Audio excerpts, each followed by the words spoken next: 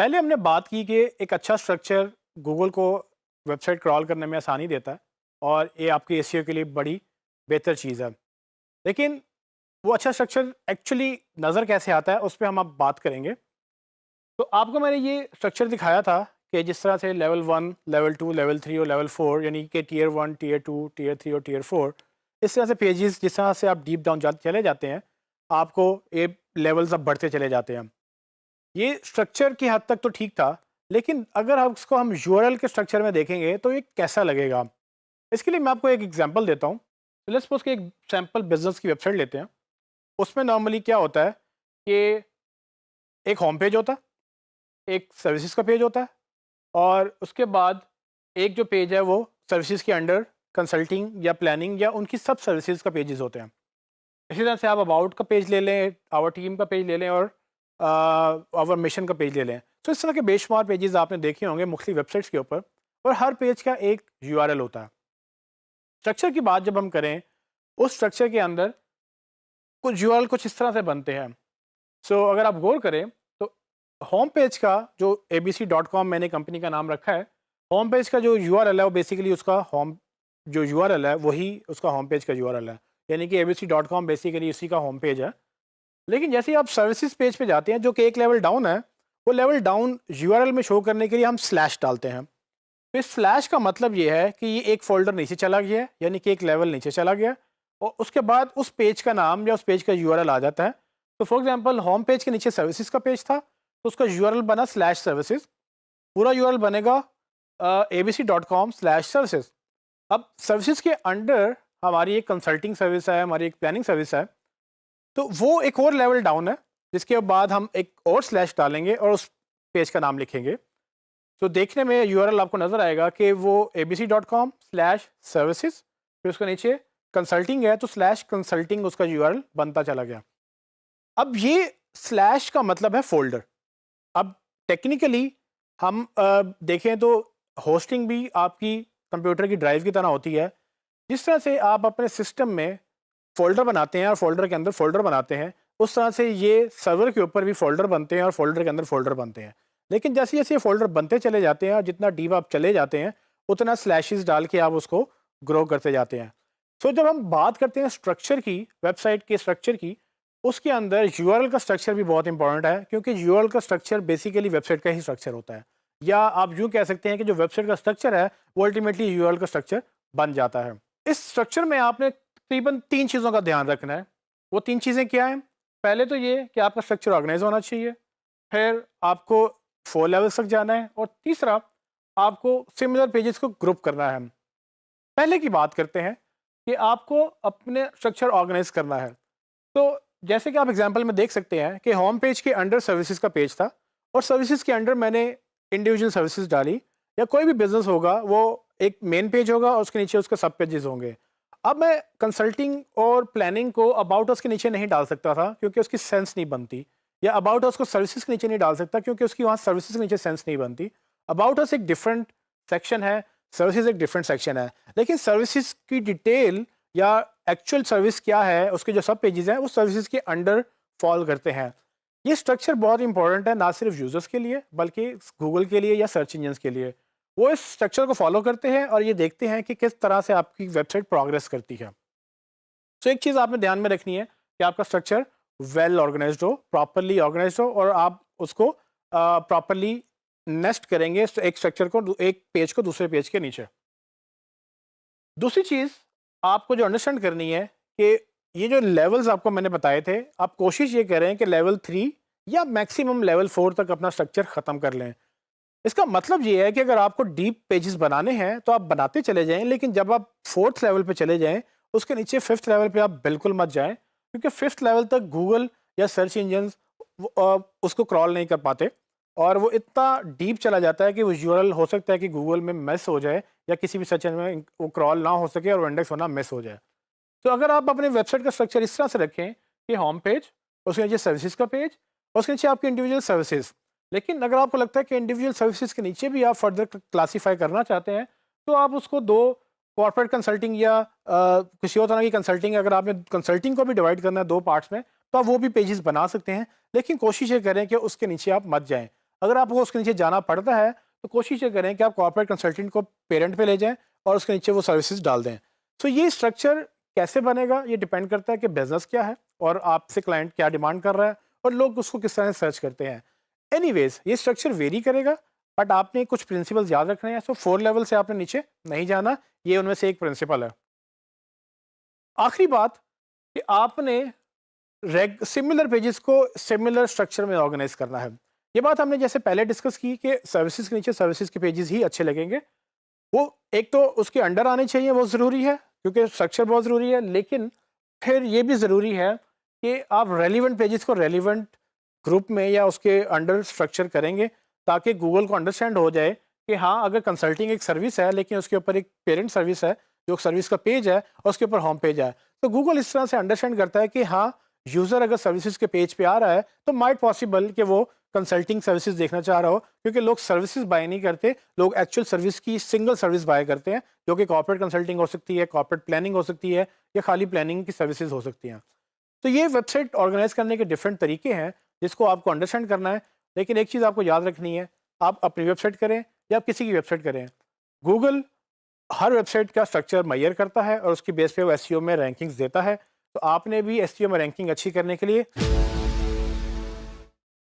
Google ये चाहता है कि आप जो वेबसाइट का स्ट्रक्चर बनाएं उसके जो यूआरएल बनेंगे वो ह्यूमन फ्रेंडली होने चाहिए।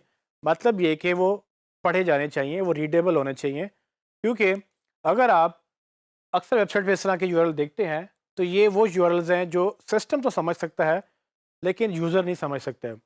तो इन यूआरएल्स में होता ये है कि सिस्टम जो भी सीएमएस यूज़ किया है, जो भी सॉफ्टवेयर यूज़ किया है किसी आपके डेवलपर ने वेबसाइट बनाने के लिए, वो अपनी अंडरस्टैंडिंग के लिए पेज आईडी असाइन करता है हर पेज को, और उसको कोई नंबर असाइन करते हुए वो ये करता है कि हर पेज को एक नंबर से याद रखता है। अब सिस्टम तो इस चीज़ को समझ सकता है, लेकिन इंसानों के लिए बड़ा मुश्किल है कि ऐसे वो पेजेस को याद करे और उनको याद रखे। गूगल ये चाहता है कि आप इंसानों के लिए इंसानों से पढ़े जाने वाले यूआरएल्स डेवलप करें। तो जैसे कि आप देख सकते हैं कि ये जो पेजेस आपको नज़र आ रहे हैं, अगर यही पेजेस को मैं नाम के साथ लिखूं तो लेफ्ट साइड में पेज आईडीज़ हैं जो कि ठीक है सिस्टम के लिए, वो रीडेबल भी होंगे, वो चलेंगे भी, उस पर पेजेस आपके एग्जिस्ट भी करेंगे, लेकिन वो इंसानों के लिए बेहतर नहीं है। और चूंकि वो इंसानों के लिए बेहतर नहीं है तो गूगल भी उसको इंपॉर्टेंस नहीं देगा। गूगल ये कहता है कि आप बजाय इसके कि आप पेज आईडीज़ दें, आप जैसे कि आगे मैंने अपनी वेबसाइट के आगे वो ब्रांड्स के नाम लिखे हैं। अगर मेरी मोबाइल की वेबसाइट है तो abcmobiles.com/पेज आईडी लिखने की बजाय मैं ब्रांड का नाम लिख रहा हूँ, जिसमें सैमसंग, एप्पल या हुआवे या और भी कोई कंपनी या और भी कोई पेज है उसका नाम आना ज़रूरी है। इससे क्या होता है, इससे गूगल आपकी वेबसाइट को भी अंडरस्टैंड कर लेता है और यूज़र भी आपकी वेबसाइट को अंडरस्टैंड कर लेता है। तो अगर हम पहली एग्जांपल पे दोबारा जाएं, अगर मैं किसी वो सर्विसेज वाले या बिजनेस वाली एग्जांपल लूँ तो आप देखेंगे कि हर पेज का एक यूआरएल बना था और वो यूआरएल ऑलमोस्ट उस पेज के नाम से जुड़ा हुआ था। सो जैसे जैसे आप यूआरएल बढ़ाते चले जाएंगे, यानी कि आप पेजेस के लेवल बढ़ाते चले जाएंगे, वो स्लैश के बाद वो पेज का नाम ऐड होता चला जाएगा यूआरएल के अंदर। लेकिन मेक श्योर ये करें कि वो यूआरएल सेंस बनाए, और सेंस बनाने के लिए सबसे इंपॉर्टेंट बात यह है कि यूआरएल पढ़ा जा सके। अगर वो पेज आईडीज़ के तौर पे बढ़ता चला जा रहा है तो वो सिस्टम को समझ आ जाएगा पर वो लोगों को समझ नहीं आएगा। इसमें एक इम्पॉर्टेंट चीज़ ये है कि आपको ये जो चूँकि आप नाम लिख सकते हैं आप यूआरएल्स के अंदर, तो गूगल आपको ये रिकमेंड करता है कि एक या एक से ज़्यादा, मतलब कि 2 आप कीवर्ड्स भी ऐड कर सकते हैं। आपको यहाँ पर याद आना चाहिए कि कीवर्ड रिसर्च हमने बड़ी डिटेल में पढ़ी थी और हमने हर पेज के लिए एक कीवर्ड का ग्रुप असाइन किया था। तो जिस तरह से आप ये देख सकते हैं कि इन हर पेज पे एक नाम है उसका, और ये नाम बेसिकली कीवर्ड बेस्ड और कीवर्ड ओरिएंटेड नेम हो सकता है, यानी कि कीवर्ड की बेस पे नाम लिखा जा सकता है, ना सिर्फ उसका नाम बल्कि यूआरएल भी लिखे जा सकते हैं। सो सैंपल में अगर लूँ, अगर मेरी एक सिंपल वेबसाइट है उसमें जिस तरह से सर्विसेज का नाम सर्विसेज है और कंसल्टिंग का नाम कंसल्टिंग है, तो ये भी ठीक है, ये रीडेबल तो है लेकिन ये कीवर्ड फ्रेंडली नहीं है। सो हम इसको कीवर्ड फ्रेंडली कैसे बना सकते हैं, मैं अगर एग्जांपल दूं मोबाइल वेबसाइट्स की, क्योंकि हम इस पूरे कोर्स में मोबाइल की एक मिसाल ले रहे थे, तो मैं अगर मोबाइल वेबसाइट की एग्जांपल लूँ तो जहाँ पर आपका होम पेज है वो तो जो आपका नाम है, जो आपकी डोमेन है वो तो वही रहेगा। लेकिन अगर आपका फ़ोन्स का पेज है तो आप बजाय इसके कि आप फ़ोन्स लिखें, आप मोबाइल फ़ोन लिख सकते हैं।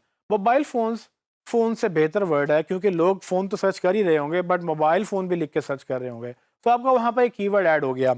फ़ोन्स के बाद अगर आप देखें तो मोबाइल फ़ोन प्राइसेस का अगर पेज है तो आप स्लैश प्राइसेस की बजाय आप मोबाइल फ़ोन प्राइसेस एक पूरा कीवर्ड लिख सकते हैं, क्योंकि लोग जब सर्च करते हैं तो मोबाइल फ़ोन प्राइसेस लिखते हैं। इसी तरह से आप हर पेज का नाम चेंज करके आप हायरार्की वही रख सकते हैं, लेकिन उस पेज का नाम कीवर्ड से फ्रेंडली बना सकते हैं कि आपको पता हो कि लोग क्या सर्च कर रहे हैं, उस पेज पे कौन से कीवर्ड आपने असाइन किए हुए हैं और उन कीवर्ड में से सबसे इंपॉर्टेंट कीवर्ड या सबसे अच्छा कीवर्ड कौन सा हो सकता है। आप उस पेज का नाम भी वही रखें और उसका यूआरएल भी वही आप रख सकते हैं। तो इस तरह से आपका जो कीवर्ड है वो आपके यूआरएल में भी आ जाता है और वो गूगल के लिए रीडेबल भी हो जाता है और वो यूज़र के लिए भी रीडेबल हो जाता है। सो खाली फ़ोन्स पढ़ना या खाली फ़ोन का पेज देखना उसकी एक सेंस बनेगी, लेकिन मोबाइल फ़ोन्स देखना उसकी एक बेहतर सेंस बनेगी। अगर खाली प्राइसेस का पेज है, मुझे नहीं पता ये कौन-सी प्राइसेस हैं, लेकिन अगर मैं मोबाइल फ़ोन प्राइसेस लिखूँ, तो अब मुझे ज़्यादा क्लियर है कि ये मोबाइल फ़ोन्स की प्राइसेस हैं, ना कि सिर्फ़ प्राइसेस हैं। एक एग्ज़ाम्पल मैं आपको और देना चाहूँगा, ताकि आपको थोड़ा-सा मोबाइल फ़ोन से हट के भी समझ आए कि ये कैसे होता है। मैंने डेंटिस्ट की एग्ज़ाम्पल ली, जिस तरह से डेंटल क्लिनिक होता है। अब लोग जब सर्च करेंगे या तो वो डेंटल क्लिनिक लिखेंगे या वो डेंटिस्ट लिखेंगे, इस तरह से रिलेटेड कीवर्ड्स लिखेंगे। तो एक फ़र्ज़ी एग्ज़ाम्पल मैं आपको देता हूँ कि अगर आपका वही बिज़नेस है और उसके सेम हायरार्की हम पेज की रखें, तो होम पेज पे उसका एबीसी डेंटल या जो भी डेंटिस्ट कंपनी का नाम है, वो अपने प्रैक्टिस का नाम लिखेगा यहाँ पर। लेकिन अगर उसकी डेंटल सर्विसेज़ हैं, मतलब अगर उसकी सर्विसेज़ हैं, तो उसको सिर्फ़ सर्विसेज़ ना लिखे, वो डेंटल सर्विसेज़ लिख सकता है। क्योंकि जब लोग सर्च करेंगे, वो सारी सर्विसेज़ नहीं सर्च करेंगे, वो एक्चुअली डेंटल सर्विसेज़ सर्च करेंगे, क्योंकि ये टारगेट ऑडियंस आपकी आपका डेंटल या डेंटिस्ट का नाम लिखेगी। अब चूँकि मैंने कीवर्ड रिसर्च की, उसमें मुझे पता चला कि डेंटल सर्विसेज़ एक ज़्यादा यूज़ होने वाला कीवर्ड है और चूँकि मैंने सर्विसेज़ का पेज बनाना ही था, तो मैंने उसका नाम भी डेंटल सर्विसेज़ रख दिया, ना कि मैं सिर्फ़ सर्विसेज़ रखता।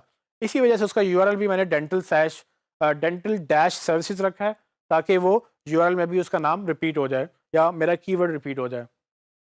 इसी तरह से अब मेरी एक सर्विस है डेंटल कंसल्टिंग की, तो अब सिर्फ मैं कंसल्टिंग क्यों लिखूं? अगर मैं कंसल्टिंग दे रहा हूं डेंटल के लिए और लोग भी अगर कंसल्टिंग सर्च करेंगे, तो वो डेंटल कंसल्टिंग लिख कर सर्च करेंगे। तो ये भी हमारा एक कीवर्ड था जो मैं चाहूँगा कि डेंटल कंसल्टिंग के ऊपर ऑप्टिमाइज़ हो। और इस पेज के ऊपर ऑप्टिमाइज़ होने का मतलब ये है कि इसका टाइटल, इसकी डिस्क्रिप्शन, इसकी डेंसिटी, वो सब चीज़ें हम ऑन पेज में पढ़ चुके हैं। लेकिन इसका यूआरएल भी डेंटल कीवर्ड्स के साथ जुड़े होना ज़रूरी है। सो मैं इस डेंटल कंसल्टिंग का नाम भी डेंटल कंसल्टिंग इसलिए रखूँगा क्योंकि लोग डेंटल कंसल्टिंग सर्च कर रहे हैं, और उसका यूआरएल भी मैं डेंटल कंसल्टिंग रखूँगा ताकि गूगल उसको मैच कर सके। इसी तरह से आप बाकी पेजेस भी देख सकते हैं। अगर प्लानिंग है तो डेंटल ट्रीटमेंट प्लानिंग बेहतर वर्ड है, ना कि सिर्फ आप प्लानिंग यूज़ करें।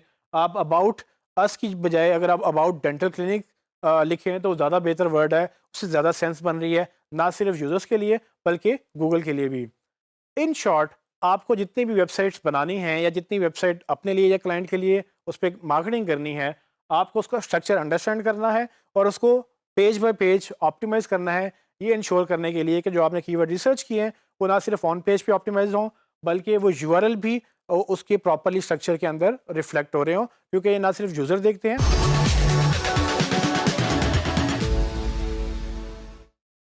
साइट मैप से हमने पहले बात की, उसमें हमने अंडरस्टैंड किया कि साइट मैप किस तरह से एक डायरेक्टरी का रोल प्ले करते हैं। तो फॉर एग्जांपल अगर आपने किसी बिजनेस को ढूंढना है, तो आप एक टेलीफोन डायरेक्टरी पकड़ते हैं और उसमें आप प्रॉपरली एक कैटेगरी में जाके आप उसको नंबर या उनका एड्रेस ढूंढना शुरू करते हैं और आपको वो मिल जाता है। साइट मैप्स बेसिकली किसी भी वेबसाइट के लिए एक टेलीफोन डायरेक्टरी का रोल प्ले करते हैं। आप अक्सर वेबसाइट पे जाते होंगे, उनमें आपको इन्फॉर्मेशन ढूंढना बहुत मुश्किल होती होगी। आपको नहीं पता होगा कौन से पेज के अंदर क्या है और किस तरह से आप क्लिक करते करते आगे चले जाते हैं।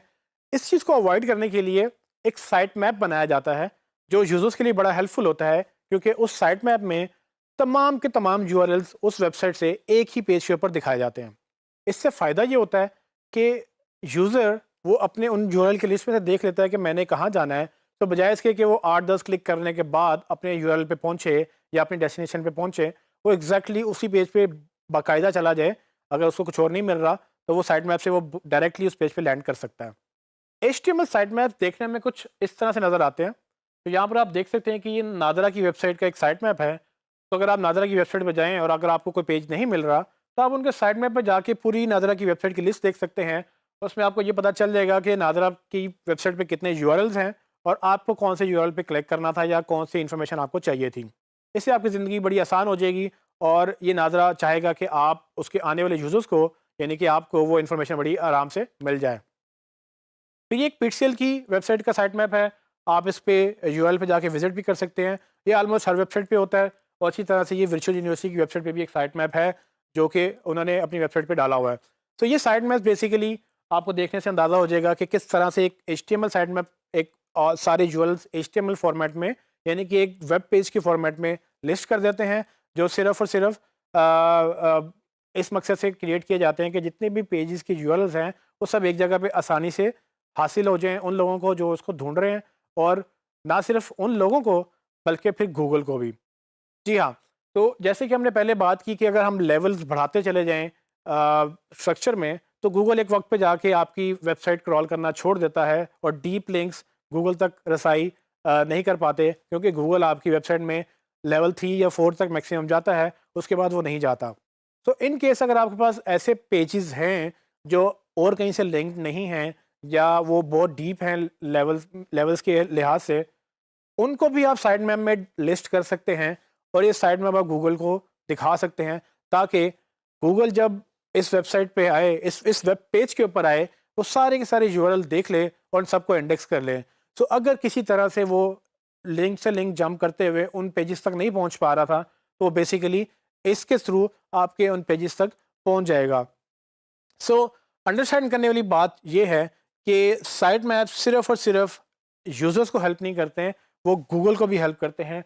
और अगर आपकी वेबसाइट हज़ारों की तादाद में पेजेस रखती है, तो ये आपके लिए तो बहुत ज़रूरी हो जाता है कि गूगल, आपको नहीं मालूम कि कितने यूआरएल्स को क्रॉल कर चुका, कितने यूआरएल्स को क्रॉल नहीं किया और वो कितनों को मिस कर गया।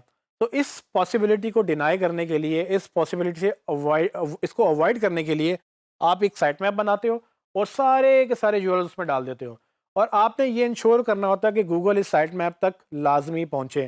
तो इसीलिए अक्सर वेबसाइट्स के फुटर में, होम पेज के या पूरी वेबसाइट के फुटर में कहीं ना कहीं साइट मैप का एक वर्ड लिखा होता है और वो साइट मैप पेज से लिंक होता है। तो होता ये है कि जब गूगल किसी वेबसाइट के ऊपर जाता है, तो सारे के सारे लिंक्स को क्रॉल करता है और देखता है कि लिंक्स कहाँ कहाँ जा रहे हैं, और फिर वो साइट मैप के लिंक को भी देखता है और फिर उसको फॉलो करके उस पेज पे जाता है और उस पेज पे देखता है कि उस पेज पे लिंक्स कहाँ कहाँ जा रहे हैं। तो इस तरह से site HTML site map users को भी हेल्प करता है और गूगल को भी हेल्प करता है। और साइट मैप्स, अगर आपकी वेबसाइट छोटी है या आपकी वेबसाइट बहुत बड़ी है, दोनों सूरतों में आपको बहुत ज़रूरी है कि आप इसको क्रिएट करें। और साइट मैप से हमने पहले बात की, उसमें हमने अंडरस्टैंड किया कि साइट मैप किस तरह से एक डायरेक्टरी का रोल प्ले करते हैं। तो फॉर एग्जांपल, अगर आपने किसी बिजनेस को ढूंढना है, तो आप एक टेलीफोन डायरेक्टरी पकड़ते हैं और उसमें आप प्रॉपरली एक कैटेगरी में जाके आप उसको नंबर या उनका एड्रेस ढूंढना शुरू करते हैं और आपको वो मिल जाता है। साइट मैप्स बेसिकली किसी भी वेबसाइट के लिए एक टेलीफोन डायरेक्टरी का रोल प्ले करते हैं। आप अक्सर वेबसाइट्स पे जाते होंगे, उनमें आपको इन्फॉर्मेशन ढूंढना बहुत मुश्किल होती होगी। आपको नहीं पता होगा कि कौन से पेज के अंदर क्या है और किस तरह से आप क्लिक करते करते आगे चले जाते हैं। इस चीज़ को अवॉइड करने के लिए एक साइट मैप बनाया जाता है, जो यूजर्स के लिए बड़ा हेल्पफुल होता है, क्योंकि उस साइट मैप में तमाम के तमाम यूआरएल्स उस वेबसाइट से एक ही पेज के ऊपर दिखाए जाते हैं। इससे फ़ायदा ये होता है कि यूज़र वो अपने उन यूआरएल की लिस्ट में से देख लेता है कि मैंने कहाँ जाना है, तो बजाय इसके कि वो 8-10 क्लिक करने के बाद अपने यूआरएल पे पहुँचे या अपनी डेस्टिनेशन पे पहुँचे, वो एग्जैक्टली उसी पेज पे बाकायदा चला जाए। अगर उसको कुछ और नहीं मिल रहा, तो वो साइट मैप से वो डायरेक्टली उस पेज पे लैंड कर सकता है। एचटीएमएल साइट मैप देखने में कुछ इस तरह से नज़र आते हैं। तो यहाँ पर आप देख सकते हैं कि ये नादरा की वेबसाइट का एक साइट मैप है। तो अगर आप नादरा की वेबसाइट पर जाएँ और अगर आपको कोई पेज नहीं मिल रहा, तो आप उनके साइट मैप पर जाके पूरी नादरा की वेबसाइट की लिस्ट देख सकते हैं।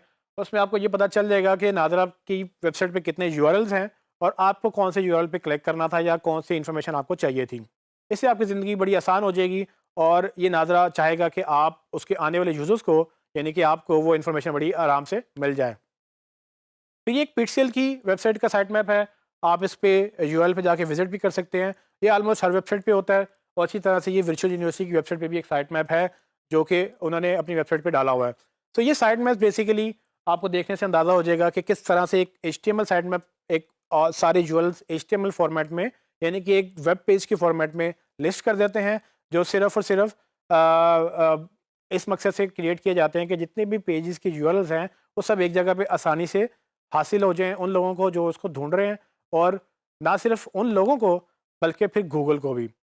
जी हाँ, तो जैसे कि हमने पहले बात की कि अगर हम लेवल्स बढ़ाते चले जाएं स्ट्रक्चर में, तो गूगल एक वक्त पे जाके आपकी वेबसाइट क्रॉल करना छोड़ देता है और डीप लिंक्स गूगल तक रसाई नहीं कर पाते, क्योंकि गूगल आपकी वेबसाइट में लेवल 3 या 4 तक मैक्सिमम जाता है, उसके बाद वो नहीं जाता। तो इन केस अगर आपके पास ऐसे पेजेस हैं जो और कहीं से लिंक नहीं हैं, या वो बहुत डीप हैं लेवल्स के लिहाज से, उनको भी आप साइड मैप में लिस्ट कर सकते हैं और ये साइड मैप आप गूगल को दिखा सकते हैं, ताकि गूगल जब इस वेबसाइट पे आए, इस वेब पेज के ऊपर आए, वो सारे के सारे यूआरएल देख ले और उन सबको इंडेक्स कर ले।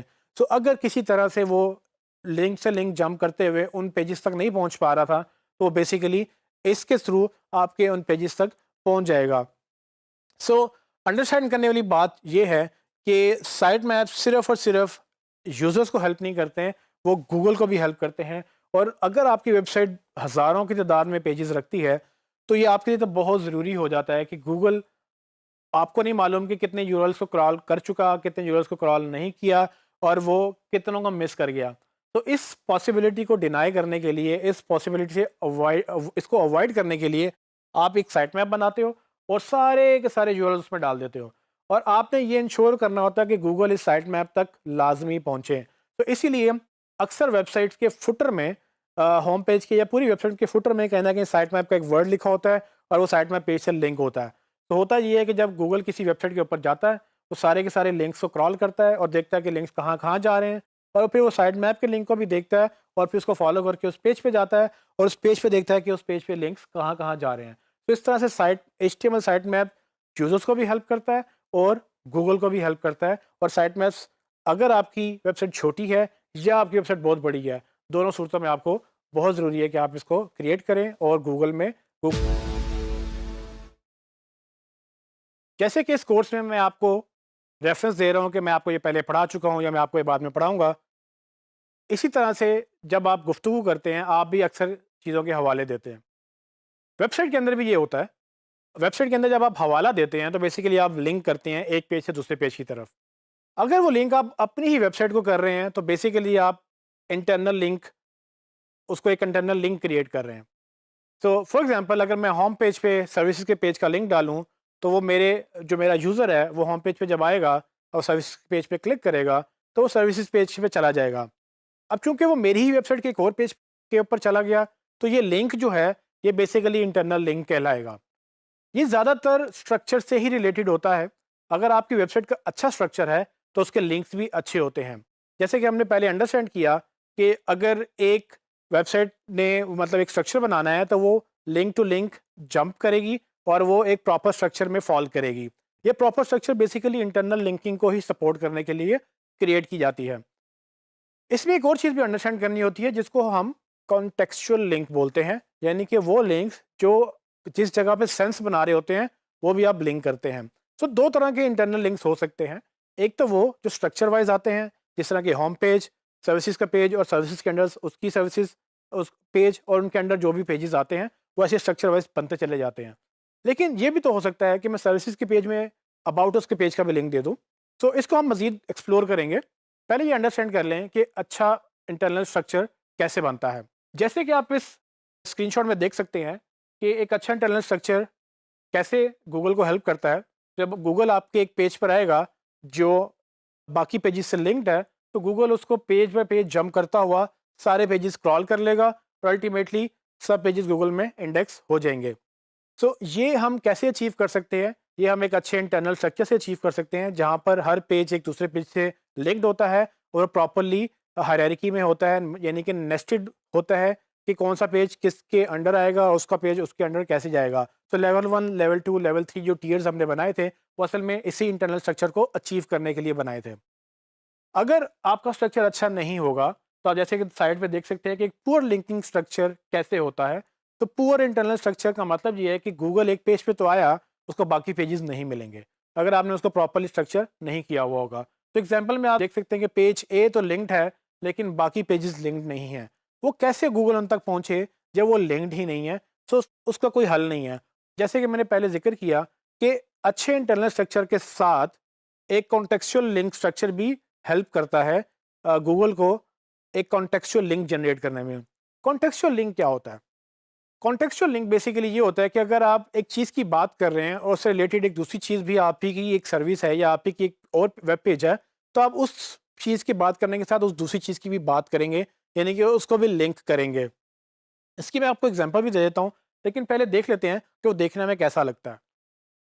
जैसे कि आप इस इमेज में देख सकते हैं कि एक स्ट्रक्चर प्रॉपर है, जिसमें एक होम पेज है, फिर उसके नीचे लेवल 1 के पेजेस हैं, फिर उसके नीचे लेवल 2 और लेवल 3 पेजेस भी हैं। फिर सब प्रॉपरली हायरार्की बिल्ड कर रहे हैं और ये एक अच्छे स्ट्रक्चर की निशानी होती है कि वो लिंक टू लिंक ग्रो करता है और वो हायरार्की में आता है। लेकिन ये बिल्कुल कंडीशन नहीं है कि आप एक पेज को दूसरे पेज से लिंक नहीं कर सकते। जैसे कि आप देख सकते हैं कि वो एक प्रॉपर स्ट्रक्चर में तो आ रहे हैं, लेकिन फिर आप एक पेज से मुख्तलिफ पेजों को लिंक भी दे सकते हैं। सो इससे भी क्या होता है, गूगल उन पेजेस तक रसाई हासिल कर लेता है जो अदरवाइज शायद स्ट्रक्चर में ना आ रहे हों। छोटी वेबसाइट में ये मसले नहीं होते हैं, क्योंकि छोटी वेबसाइट में 10, 15, 20 या 100 तक भी अगर पेजेस हों तो उसमें ये ज़्यादा मसले नहीं होते हैं। ये ज़्यादा मसले बढ़ते चले जाते हैं जब आप वेबसाइट बढ़ाते चले जाते हैं। सो अगर आपकी वेबसाइट पे तकरीबन हज़ारों की तादाद में पेजेस हैं, तो वहाँ पर आपको ये मसला आएगा, जहाँ पर आपको स्ट्रक्चर बेहतर तरीके से मैनेज करना पड़ेगा। लेकिन जैसे कि मैंने बताया, असूल यही है कि आप प्रॉपरली उसको स्ट्रक्चर करें, तो वो इंटरनल लिंकिंग खुद ब खुद हो जाएगी। लेकिन अगर आपको लगे कि प्रोडक्ट ए में प्रोडक्ट बी की बात होनी चाहिए, तो आप प्रोडक्ट ए के पेज पे प्रोडक्ट बी को लिंक करें, और अगर आपको लगे प्रोडक्ट बी में प्रोडक्ट सी या प्रोडक्ट ए की बात होनी चाहिए, तो आप उन दोनों को लिंक करें, ताकि अगर गूगल डायरेक्टली प्रोडक्ट बी के ऊपर आए तो वो देखे कि हाँ, प्रोडक्ट बी से रिलेटेड प्रोडक्ट सी भी है और प्रोडक्ट ए भी है, तो गूगल उसमें आपको वेबसाइट को अच्छी तरह क्रॉल कर लेगा। और इससे आपकी एक चीज़ जो एक एक खदशा होता है कि गूगल शायद कुछ पेजेस तक ना पहुंच सके, वो ख़त्म हो जाता है। इसको मैं आपको एक एग्जांपल से दिखा सकता हूँ कि किस तरह से लोग इंटरनल लिंकिंग करते हैं। जैसे कि आप देख सकते हैं, ये मैंने एक डेंटल वेबसाइट से स्क्रीनशॉट लिया है। देखने में तो आपको इसमें कुछ ज़्यादा नज़र नहीं आ रहा होगा। ये बेसिकली एक सिंपल पैराग्राफ है जिसमें टेक्स्ट लिखा हुआ उन्होंने अपनी प्रमोशन के लिए। लेकिन अगर आप गौर से देखें तो आपको ये 2 लिंक्स नज़र आएँगे। पहला लिंक जो डेंटल क्लिनिक के नाम से उन्होंने अपने होम पेज को लिंक किया हुआ है। सो ये वो इंटरनल लिंक है जिसकी मैं पहले बात कर रहा था कि अगर आप एक सर्विस का पेज पढ़ रहे हैं, तो उसमें कहीं न कहीं अगर आपके डेंटल क्लिनिक की बात हुई है और डेंटल क्लिनिक के अगेंस्ट आपने अगर होम पेज को ऑप्टिमाइज़ किया हुआ है, तो आप उसको वहाँ से लिंक कर सकते हैं, ताकि यूज़र पढ़ने वाला देखे तो उसको अगर वो क्लिक करना चाहे तो वो क्लिक करके अपने आपके होम पेज पे जा सकता है। लेकिन अगर गूगल आपकी वेबसाइट इसी पेज पे आता है, तो वो भी देखेगा कि अच्छा, डेंटल क्लिनिक के ऊपर होम पेज से लिंक्ड है, तो वो भी इस लिंक को फॉलो करेगा और होम पेज पे दोबारा चला जाएगा। इसी तरह से आप देखें, अपॉइंटमेंट के बटन अपॉइंटमेंट पेज से लिंक्ड है। सो अपॉइंटमेंट का पेज लोग वहाँ तक नहीं पहुँच सकेंगे जब तक आप कहीं से लिंक नहीं करेंगे, और गूगल भी वहाँ तक नहीं पहुँच सकेगा जब तक आप कहीं से लिंक नहीं करेंगे। सो ये एक एग्जांपल है जिसमें आप ना सिर्फ होम पेज को लिंक कर रहे हैं, बल्कि अपॉइंटमेंट पेज को भी लिंक कर रहे हैं। और ये दोनों लिंक्स बेसिकली चूँकि उसी की वेबसाइट के ऊपर जा रहे हैं, तो ये दोनों लिंक्स इंटरनल लिंक्स कहलाते हैं। और ये इंटरनल लिंकिंग बहुत इंपॉर्टेंट है, ना सिर्फ गूगल की रसाई के लिए, जो कि आपकी पूरी वेबसाइट को एक्सेस करना चाहेगा, बल्कि आगे चल के ये लिंक बिल्डिंग में भी हेल्प करती है। और ना सिर्फ ये गूगल को हेल्प करती है, बल्कि ये यूज़र्स को भी। अगर आप किसी बिज़नेस से कुछ शॉपिंग करने के लिए उसके दफ्तर में जाएँ या उनकी दुकान पे जाएँ और वो बंद हो, तो आपको कैसा लगेगा? शायद एक दफ़ा आप बर्दाश्त कर लें, लेकिन अगर आप अक्सर औक़ात जाएँ और अक्सर ही आपको वो बंद मिलती हो, तो यकीनन आपको अच्छा नहीं लगेगा। लेकिन अगर वैसे ही आपको एक और दुकान मिल जाए या एक और ऑफ़िस मिल जाए जो आपकी वही नीड पूरी कर सके और वो हर वक़्त खुला रहता हो, तो आप किस पर ज़्यादा जाना पसंद करेंगे? उस दुकान पर जिसका आपको पता नहीं है कभी चलती है, कभी नहीं चलती, या उस दुकान पर जो आपको पता है कि जब भी जाओ तो वो आपको ओपन ही मिलेगी? तो यकीनन आप उसी पे जाएँगे जो आपको ज़्यादा ओपन मिलेगी। और इसी तरह से गूगल भी ये देखता है कि आपकी वेबसाइट चल रही है या नहीं चल रही। इसको हम बोलते हैं अप टाइम। इस पे हम अभी बात करते हैं, लेकिन इसके साथ ही एक और चीज़ इंपॉर्टेंट है, वो है सिक्योरिटी। तो फॉर एग्ज़ाम्पल अगर आप किसी दुकान पे जाएँ या ऑफ़िस में जाएँ और वहाँ पर वो लोग ना हों जो एक्चुअली ऑफ़िस वाले हैं, वहाँ पर कोई और लोग बैठे हों, तो आपको कैसा फ़ील होगा? यकीनन आपको बुरा लगेगा, क्योंकि आपको नहीं पता कि ये कौन लोग हैं और आपको नहीं पता कि ये यहाँ पर क्या कर रहे हैं। सो आपको ये लगेगा कि ये बेसिकली एक जरगमाल उन्होंने बनाया हुआ है। इसी तरह से अगर आपकी वेबसाइट हैक हो जाए और यूज़र अगर आपकी वेबसाइट पे आए और वो कंटेंट हैक्ड कंटेंट होगा, आपका कंटेंट नहीं होगा, तो वो डरेगा भी और वो आपको छोड़ के भी चला जाएगा। सो गूगल भी इन दोनों चीज़ों को बहुत इम्पोर्टेंस देता है कि आपकी वेबसाइट कितनी डाउन होती है या नहीं होती, और आपकी वेबसाइट कितनी सिक्योर है। तो पहले बात करते हैं अप टाइम की। सो अप टाइम बेसिकली, जैसे कि हमने बिजनेस की बात की, अप टाइम आपकी वेबसाइट अगर चल रही है तो वो जब यूज़र विजिट करे उसको, तो क्या वो चल रही है उस वक्त या नहीं चल रही, इसको बोलते हैं कि आपकी वेबसाइट डाउन तो नहीं है। अगर वेबसाइट डाउन होती है तो आपको अक्सर 404 एरर नज़र आते हैं या आपको कोई और एरर नज़र आता है। वो डिपेंड करता है कि वो सर्वर का एरर है, वो वेबसाइट का एरर है, या वो किस चीज़ का एरर है। लेकिन अगर एरर कोई भी है, वो नुकसान पहुंचाता है आपकी एसईओ को और आपकी वेबसाइट को। गूगल अपने यूजर्स को अच्छा एक्सपीरियंस देना चाहता है, इसीलिए वो उन वेबसाइट्स को डिमोट करता है जो ज़्यादातर डाउन रहती हैं। अब वेबसाइट डाउन होने के बहुत सारे रीजंस हो सकते हैं, जिनमें सबसे पहला तो आपकी वेब होस्टिंग हो सकती है कि मे बी आपकी होस्टिंग अच्छी नहीं है, जो बार बार सर्वर डाउन हो जाता है, और उसकी वजह से जब भी कोई यूज़र आता है तो वो होस्टिंग की वजह से आपकी वेबसाइट एक्सेस नहीं कर पाता। या ये भी हो सकता है कि होस्टिंग अच्छी थी बट आपने पैकेज अच्छा नहीं लिया, तो वो लिमिट पूरी हो जाती है, और जब लिमिट पूरी हो जाती है तो वो वेबसाइट डाउन हो जाती है। उसके बाद जितने भी लोग आएंगे उनको आपकी वेबसाइट पे कुछ नहीं मिलेगा। इसके अलावा कोड के भी इशूज़ हो सकते हैं कि डिपेंडिंग ऑन कि किसने वेबसाइट बनाई, उसमें क्या कोडिंग लिखी, वो कितनी हैवी थी, वो कंपैटिबल थी कि नहीं, और वो लेटेस्ट ट्रेंड के मुताबिक है कि नहीं। तो अक्सर कोड गलत होने की वजह से भी वेबसाइट डाउन हो सकती है। हमारे लिए ये इसलिए इम्पॉर्टेंट है कि अगर हम एसईओ की बात करें, तो गूगल अप टाइम को एज अ रैंकिंग फैक्टर देखता है, और गूगल आपको पीनलाइज करेगा अगर आपकी वेबसाइट बार बार डाउन होगी। तो आपने ये मेक श्योर करना है कि आपकी वेबसाइट अव्वल तो डाउन ना हो। अगर आपकी वेबसाइट डाउन होती है तो आपको फ़ौरन उसको अप करना होता है। अब ये पता कैसे चले कि वेबसाइट कब डाउन हुई है और उसको कैसे अप करना है? इसके लिए टूल्स मौजूद हैं। आप कोई भी ऑनलाइन फ्री सर्विस यूज़ करके खुद को अलर्ट जनरेट कर सकते हैं। वो फ्री सर्विस क्या करते हैं, वो बेसिकली आपको फ़ौरन एक अलर्ट भेजते हैं जब उनको लगता है कि आपकी वेबसाइट डाउन हो गई है और वो चल नहीं रही। एक टूल मैं आपको बता देता हूँ, अप ट्रेंड्स के नाम से। ये अप ट्रेंड एक फ्री सर्विस मुहैया करते हैं, जिसको अगर आप साइन अप कर लें और अपनी वेबसाइट का नाम दे दें और ईमेल दे दें उनको, तो वो आपको मॉनिटर करते रहेंगे आपकी वेबसाइट को, और वो आपको फ़ौरन से आगाह करेंगे। एक अलर्ट आपकी ईमेल पे आ जाएगा कि आपकी वेबसाइट कब डाउन हुई और अगर वो वापस आई है या नहीं आई। इससे आपको ये फ़ायदा होगा कि जैसे ही वेबसाइट डाउन होगी, तो बजाय इसके कि आपके हज़ारों लोग जो एक डाउन वेबसाइट के ऊपर विज़िट करते रहें और आपको 2 हफ़्ते पता ही ना चले कि आपकी वेबसाइट तो डाउन थी, आपको फ़ौरन से पहले पता चल जाएगा कि हाँ, अभी वेबसाइट डाउन हुई है, और उसको आप फ़ौरन से अपनी टीम से बात करेंगे या खुद आप उसको अप करेंगे। और उसके आप इश्यूज़ निकालेंगे, क्या इश्यू आ रहा है, उसको आप फ़िक्स करके उसको लाइव करेंगे। तो ये अप टाइम ऑन वेबसाइट का बहुत ज़रूरी है, और इसको आपने as a SEO ranking factor देखना है कि आपकी वेबसाइट डाउन नहीं होनी चाहिए। इसके बाद हमने सिक्योरिटी की बात की, तो सिक्योरिटी भी आपकी वेबसाइट के लिए बहुत इंपॉर्टेंट है, और इसको भी बेहतर बनाने के लिए 2-3 चीज़ें बहुत ज़रूरी हैं। इसमें सबसे पहली बात आपकी होस्टिंग के ऊपर ही आती है कि अगर एक अच्छा होस्ट होगा तो वो सर्वर लेवल पे और वो अपने अकाउंट लेवल पे आपको सिक्योर करेगा। कोई उसका सर्वर को हैक नहीं कर लेगा। चूँकि सर्वर आप नहीं चला रहे, तो सर्वर उनकी ज़िम्मेदारी है। अगर वो सर्वर हैक होता है तो आपकी वेबसाइट हैक हो सकती है। आपको एक अच्छी होस्टिंग इसलिए लेनी है कि वो सीरियसली अपनी सिक्योरिटी पे इन्वेस्ट करेंगे, और वो कोशिश करेंगे कि उनकी वेबसाइट डाउन ना हो। इसके अलावा डिपेंड ये भी करता है कि आपने कौन सा सॉफ्टवेयर यूज़ किया अपनी वेबसाइट बनाने के लिए, और उस सॉफ्टवेयर में क्या सिक्योरिटी फीचर्स है। आप वर्डप्रेस पे हैं, मैजेंटो पे हैं, या आपने कोई थर्ड पार्टी यूज़ किया है, या आपने कोई सीएमएस यूज़ नहीं किया और एक प्लेन एचटीएमएल वेबसाइट यूज़ किया। इन सब चीज़ों से भी फ़र्क पड़ता है कि आपने उसको अपडेट किया कि नहीं किया, कोई प्लगइन ऐसा तो नहीं डाला जो आपकी वेबसाइट हैक कर सकता है। Security is very important. अगर आपकी वेबसाइट हैक हो जाए और उस पे वो कंटेंट आपकी मर्ज़ी का ना हो और वो हैकर की मर्ज़ी का हो, तो गूगल के लिए वो एक परेशानी का बायस है। गूगल आपको पेनलाइज़ करेगा, क्योंकि आपका कंटेंट अब नहीं रहा, वो एक हैकर का कंटेंट हो गया। उस कंटेंट को अवॉइड करने के लिए आपको अपनी सिक्योरिटी एनहांस करनी है, और अगर इस कंटेंट को यूज़र भी देखेगा, तो वो भी आपको नॉन सीरियस समझते हुए वो आपको छोड़ के चला जाएगा। आपकी बिज़नेस के लिए भी बहुत इंपॉर्टेंट है, और आपकी एसईओ के लिए भी बहुत इंपॉर्टेंट है। एक आखिरी चीज़ जो सिक्योरिटी में बहुत इंपॉर्टेंट है, वो है एसएसएल सर्टिफिकेट।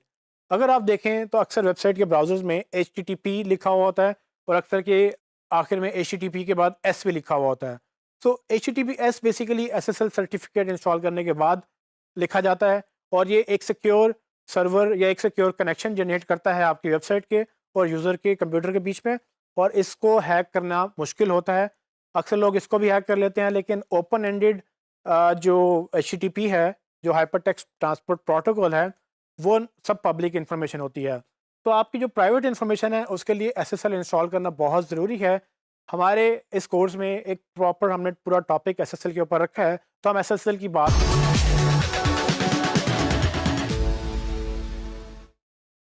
जैसे कि मैंने हवाला दिया था कि इंटरनल लिंक्स वो होते हैं जो आप अपनी वेबसाइट से दूसरी वेबसाइट पे देते हैं। जिस तरह से मैंने अपने कोर्स में एक टॉपिक से दूसरे टॉपिक को लिंक किया, तो मेरे लिए वो एक इंटरनल लिंक्स कहलाएंगे। लेकिन अगर मैं आपको ये कहूँ कि ये एक सर्टन कॉन्सेप्ट जो है आप विकिपीडिया से जाके पढ़ लें, तो वो एक एक्सटर्नल हवाला होगा, यानी कि एक बाहर का हवाला होगा। ये काम वेबसाइट्स में भी होता है। अगर आप किसी चीज़ की बात कर रहे हो और कुछ चीज़ें आपने एक्सप्लेन करनी हो और हर चीज़ आप खुद एक्सप्लेन ना कर पा रहे हो, तो आप बेसिकली लिंक्स देते हैं। और विकिपीडिया एक अच्छा रिसोर्स है, लेकिन आप सिर्फ विकिपीडिया पे नहीं बल्कि बाकी वेबसाइट्स के भी लिंक्स देते हैं। सो ऐसा कोई भी लिंक जो आपकी वेबसाइट से आपके यूज़र को किसी और वेबसाइट पे ले जाए, वो लिंक एक्सटर्नल लिंक कहलाता है। एक्सटर्नल लिंक्स अच्छी बात है, आपको एक्सटर्नल लिंक्स वहाँ लगाने चाहिए जहाँ ज़रूरी है। लेट्स सपोज कि अगर आप एक रिसर्च का हवाला दे रहे हैं, तो आप वो रिसर्च खुद तो नहीं लिख सकते, तो आप बेसिकली उस वेबसाइट का लिंक देंगे जहाँ पर वो रिसर्च पड़ी हुई है। और यूज़र चाहेगा कि वो आपके पॉइंट को तो अंडरस्टैंड करे, लेकिन फिर उस रिसर्च का भी मुतालिया करे जाके, ताकि वो एक डीपली उसको अंडरस्टैंड कर सके। सो एक्सटर्नल लिंक्स और इंटरनल लिंक्स ये दोनों वैलिड हैं, लेकिन अंडरस्टैंड करने वाली बात ये है कि जब आप किसी वेबसाइट को लिंक करते हैं, तो आपको उसकी अथॉरिटी भी अंडरस्टैंड करनी होती है। तो इसका मतलब क्या है? इसका मतलब ये है कि जब आप किसी दूसरी वेबसाइट को लिंक करते हैं और वो वेबसाइट अगर अच्छी वेबसाइट नहीं है, तो गूगल ये समझेगा कि आप उस ख़राब वेबसाइट को या उस गलत वेबसाइट को प्रमोट करने की कोशिश कर रहे हैं। गूगल आपको इस बात की पेनल्टी दे सकता है, और हमें अवॉइड करना है ऐसी पेनल्टी जो कि हम किसी और को लिंक देने से हमें मिल सकती है। तो जहाँ ज़रूरी है वहाँ लिंक्स दें, लेकिन लिंक्स उन वेबसाइट्स को दें जो कि एक अच्छी वेबसाइट तस्वुर होती है। अगर आप ऐसी वेबसाइट्स को लिंक देंगे जो कि वैसे ही गूगल से ऑलरेडी पेनलाइज्ड हैं, गूगल ने उनको स्पैम के तौर पे उसको अपने इंडेक्स से निकाला हुआ है, या वैसे ही वो देखने में आपको लग रहा है कि ये वेबसाइट अच्छी नहीं हो सकती, तो ये जजमेंट आपने करनी है। लेकिन ये जजमेंट बहुत ज़रूरी है। अगर आप ऐसी वेबसाइट्स को लिंक देंगे, तो ये एक्सटर्नल लिंक्स आपके लिए मसला बन सकते हैं। तो आपने इनको मिनिमाइज़ करना है, और आपने कोशिश ये करनी है कि कम से कम आप दूसरी वेबसाइट्स को लिंक दें, और अगर दें तो अच्छी वेबसाइट्स को लिंक दें, ना कि आप गलत वेबसाइट्स को लिंक दें। सो ये काम सिर्फ आपने अपने लिए नहीं करना। यकीनन जिस भी वेबसाइट पे आप काम कर रहे हैं, चाहे वो आपकी वेबसाइट है, चाहे वो आपकी क्लाइंट की वेबसाइट है, तो आपने ये आइडेंटिफाई करना है कि आप किनको लिंक्स दे रहे हैं। सो अगर वेबसाइट पहले से बनी हुई है और वो पहले से एग्जिस्ट करती है, तो आपको पूरी वेबसाइट का एक ऑडिट करना होता है, जिसके तहत आप ये आइडेंटिफाई करते हैं कि इस वेबसाइट से दूसरी वेबसाइट पे कितने लिंक्स जा रहे हैं। और अगर वो आपको लगे कि गलत जा रहे हैं, तो आप अपने क्लाइंट से डिस्कस करें, या आप खुद जज करें कि ये ज़रूरी है, और अगर ज़रूरी है तो क्या ये वेबसाइट अच्छी है। अगर दोनों चीज़ें आपको लगती हैं सूटेबल हैं, तो ज़रूर दें। लेकिन अगर आपको लगता है कि ये नहीं है, तो आप इससे इज्तनाब करें, क्योंकि अल्टीमेटली ये आपको हर्ट।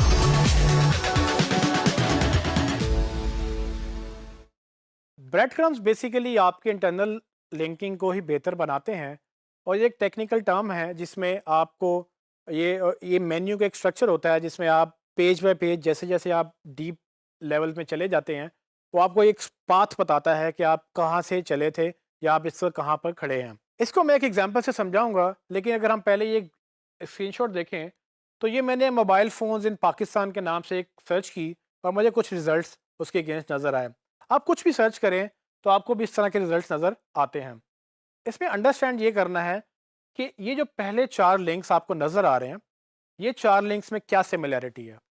अगर आप इसको गौर से देखें, तो ये 4 लिंक्स प्रॉपर्ली, जिस तरह से वो हमने वेबसाइट स्ट्रक्चर की बात की थी, वो पेज बाय पेज अपने स्ट्रक्चर को एक्सप्लेन कर रहे हैं, जिसमें उनका मेन पेज है, फिर स्लैश के बाद एक उनका सब पेज है, और फिर स्लैश के बाद एक और पेज है। तो गूगल वो आपके यूआरएल को अपने सर्च रिजल्ट में भी दिखाता है, और वो कुछ इस तरह से नज़र आता है। लेकिन अंडरस्टैंड करने वाली बात ये है कि इंटरेस्टिंगली नीचे वाले जो 3 रिजल्ट्स हैं, वो पहले 4 रिजल्ट से डिफरेंट हैं।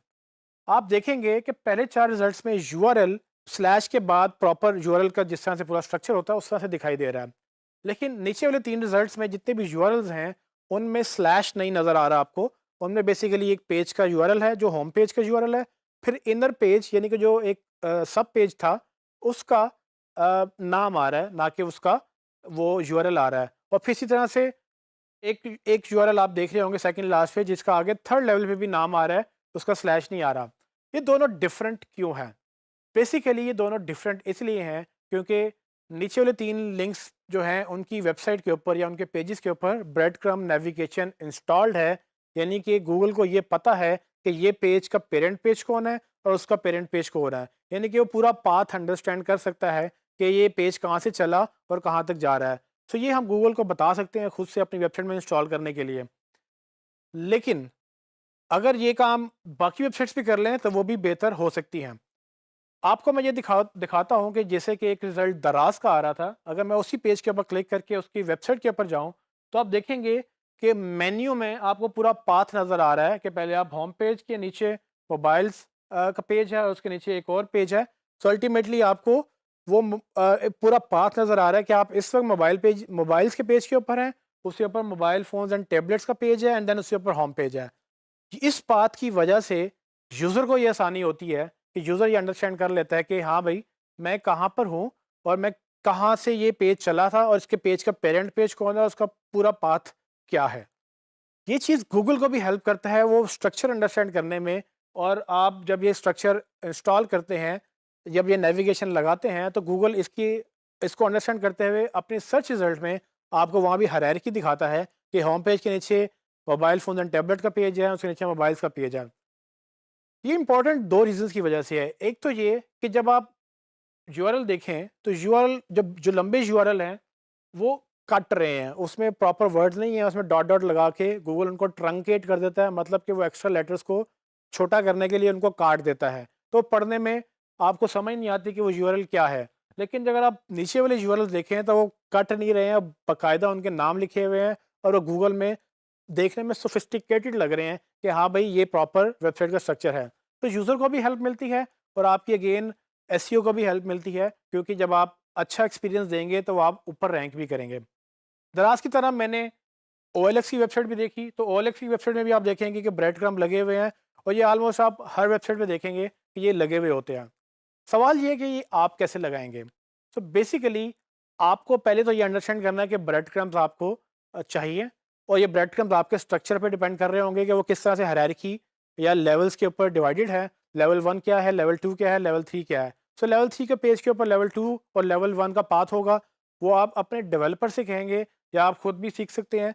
अगर आप थोड़ी बहुत एचटीएमएल अंडरस्टैंड करते हैं तो आप खुद भी लगा सकते हैं। और यही काम अगर आप वर्डप्रेस में करना चाहें तो वर्डप्रेस में आपको अक्सर प्लगइन मिल जाते हैं जो कि ये आपको हेल्प करते हैं ब्रेड क्रम्स लगाने के लिए। लेकिन इन शॉर्ट, ब्रेड क्रम्स आपको लगानी है। ये बहुत छोटी लेकिन बहुत इंपॉर्टेंट चेंज है आपकी वेबसाइट के लिए। इससे आपकी एसईओ बहुत बेहतर हो जाती है, इंटरनल लिंकिंग स्ट्रांग हो जाती है और अल्टीमेटली गूगल आपको इसका बेनिफिट देता है आपके पेजेस को प्रॉपरली गूगल सर्च रिजल्ट्स में शो करके।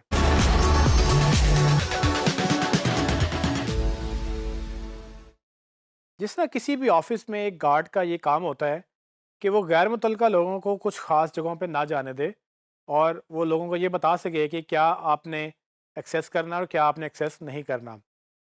उसी तरह से रोबोट्स डॉट टी फाइल भी एक गार्ड के तौर पे रोल प्ले करती है, क्योंकि जैसे जैसे सर्च इंजन बढ़ते चले गए, इनका बिहेवियर कंट्रोल करना भी बहुत ज़रूरी हो गया।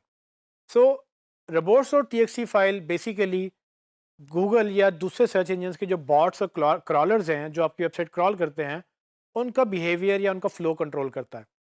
इस फाइल के तहत आप उनको ये बता सकते हैं कि क्या इंडेक्स करना है, क्या इंडेक्स नहीं करना।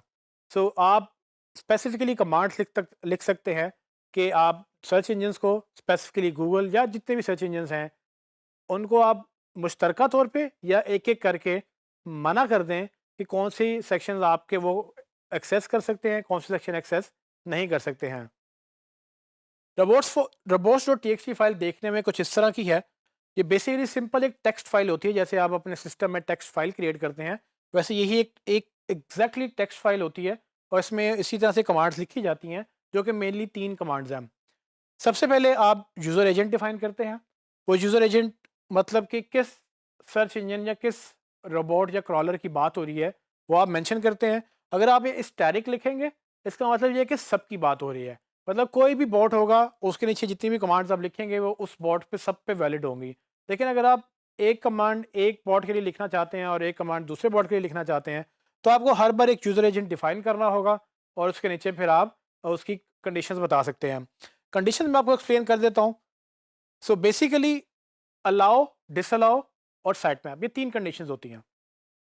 अलाउ हो या ना हो उससे फ़र्क नहीं पड़ता, क्योंकि अगर आपने अलाउ लिखना है तो आप ना भी लिखें तो वो बाय डिफ़ॉल्ट एक इजाज़त होती है कि हैं कि वो सर्च इंजन जो है वो कहीं भी जा सकते हैं। लेकिन अगर आप चाहते हैं कि आपके कोई वेबसाइट के ऐसे सेक्शन जो गूगल या दूसरे सर्च इंजन तक ना जाएं, आपको यहाँ मेंशन करना पड़ेगा बाकायदा डिसअलाउ करके, जिसकी कमांड ये होगी डिसअलाउ कॉलन आगे पाथ। वो पाथ वही पाथ है जो हमने स्ट्रक्चर में अंडरस्टैंड किया था, लेकिन ये होम पेज के बाद जो स्लैश के बाद जो स्टार्ट होगा, ये पाथ आप बताएंगे। ये पाथ एक फोल्डर का भी हो सकता है, ये पाथ एक पेज का भी हो सकता है, ये पाथ एक फाइल का भी हो सकता है। फाइल यानी कि आपकी कोई पीडीएफ फाइल हो सकती है, कोई इमेज फाइल हो सकती है, या किसी भी तरह की फाइल। सो ये तीनों तरह के पाथ्स आप डिफाइन करते हैं और इसके तहत गूगल या बाकी सर्च इंजन को ये क्लियर हो जाता है कि ये कंटेंट क्रॉल नहीं करना। सो सवाल यहाँ पे ये पैदा होता है कि हमें robots.txt फाइल क्यों चाहिए? robots.txt फाइल हमें इसलिए चाहिए कि जब जैसे-जैसे डिजिटल वर्ल्ड में एडवांसमेंट आ रही है, सर्च इंजन्स भी नए-नए आते जा रहे हैं। अब हर सर्च इंजन की कोशिश होती है कि वो सब तरह का कंटेंट इंडेक्स कर ले और उसके बाद वो लोगों को दिखाए।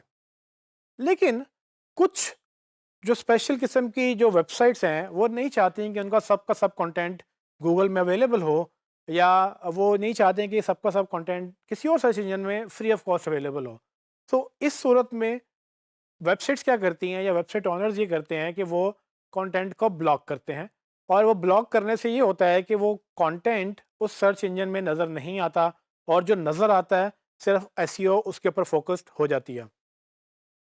यहाँ पर ये चीज़ अंडरस्टैंड करना ज़रूरी है कि robots.txt फाइल आपकी तरफ से एक गार्ड का रोल तो प्ले करती है, लेकिन ज़रूरी नहीं कि हर सर्च इंजन इसको फॉलो भी करे। जितने भी अच्छे सर्च इंजन और बड़े सर्च इंजन हैं सब इसको फॉलो करते हैं, यानी कि गूगल, बिंग या दूसरे बड़े सर्च इंजन वो आपकी robots.txt को ऑनर करेंगे। ऑनर का मतलब ये है कि जो आपने मना किया है उससे मना हो जाएंगे, जिसको आपने अलाउ किया है उसको फॉलो करेंगे। लेकिन ये गारंटी नहीं है, बस ये अंडरस्टैंड करना ज़रूरी है। बट ऐसे सर्च इंजन्स का हमें कोई ताल्लुक भी नहीं है, क्योंकि हमारी एसईओ या बड़े सर्च इंजन वो सिर्फ गूगल और बिंग की हद तक ही महदूद हो जाते हैं। मैं आपको एग्जांपल दिखाता हूँ। फॉर एग्जांपल कि आप ये देख सकते हैं कि दो कंपैरिजन है। एक वेबसाइट का स्ट्रक्चर वो है जिसमें कोई रोबोट्स की फाइल नहीं है, और गूगल या कोई भी सर्च इंजन आएगा तो वो सारे पेजेस पे क्रॉल करता चला जाएगा, क्योंकि अगर robots.txt फाइल का ना होना ऐसा ही है जैसे कि आपने उनको इजाज़त दे दी है। मतलब ये ऐसे ही है जैसे गार्ड नहीं है तो जो मर्जी अंदर आ जाए और जहाँ मर्जी चला जाए, कोई रोकने वाला नहीं है। लेकिन उसके साइड पे अगर आप दूसरी एग्जांपल देखें, तो वही सर्च इंजन्स अगर उस वेबसाइट पे जाएंगे और इस दफ़ा एक robots.txt की फाइल लगी हुई है जिसमें हमने मना किया है कि कुछ पेजेस पे नहीं जाना, जिसमें से एक एडमिन का पेज है और एक टेम्परेरी पेज है या एक प्राइवेट पेज है। अब ये क्या है बेसिकली कि जितने भी सर्च इंजन आएंगे वो फ्रीली रोम अराउंड नहीं कर सकते। वो हमारी वेबसाइट पे आएंगे और वो जब इस robot.txt हमारी इंस्ट्रक्शंस पढ़ेंगे, वो सिर्फ उन्हीं पेज को फॉलो करेंगे जिन पेज को हमने अलाउ किया है या जिन पेज को हमने ब्लॉक नहीं किया।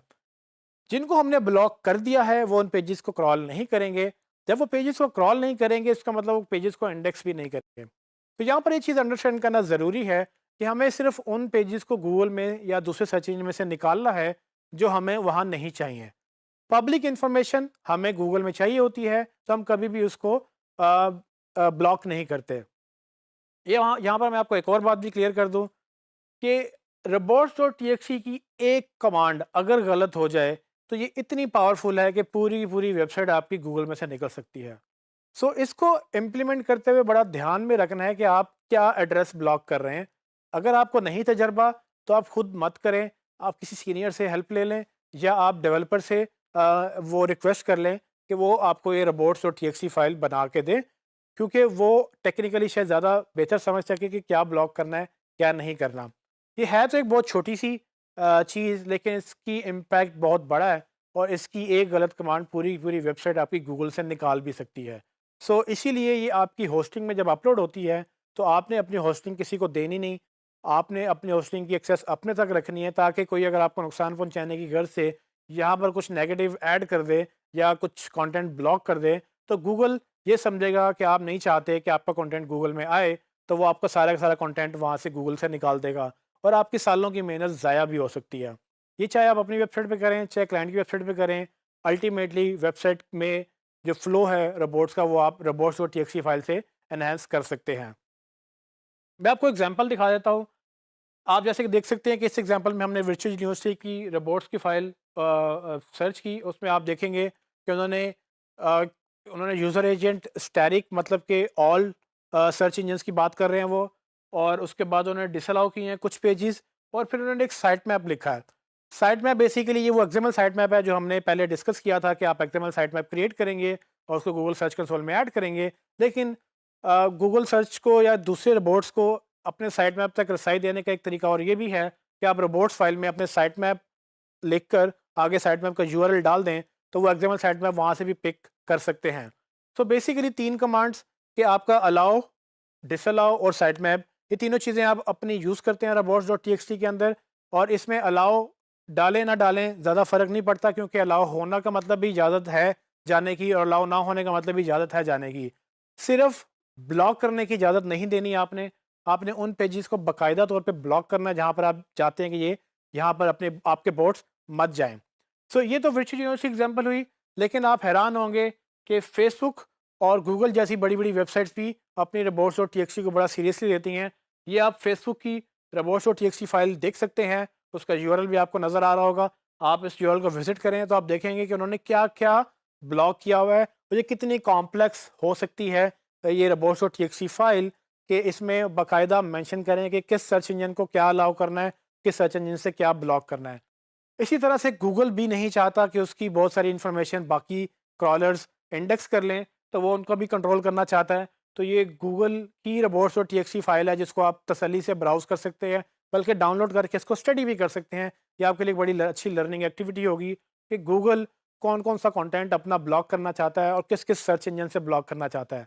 ये एग्जांपल्स आपको हेल्प करेंगी क्योंकि ये बड़ी एडवांस इम्प्लीमेंटेशन है। लेकिन अगर आप सिंपलेस्ट फॉर्म में देखें तो आपको सिर्फ जैसे वीजू का आपने साइट मैप robots.txt फाइल देखी, आप वैसे ही अपनी एक सिंपल सी robots.txt फाइल जनरेट कर सकते हैं और उनमें सिर्फ वही कंटेंट ब्लॉक करें जो आपको गूगल में नहीं चाहिए। अब सवाल ये पैदा होता है कि ये robots.txt फाइल क्रिएट कैसे की जा सकती है। इसके भी बहुत सारे ऑनलाइन टूल्स अवेलेबल हैं। मुझे जो एक टूल पसंद है वो इंटरनेट मार्केटिंग निंजा का robots.txt जनरेटर है।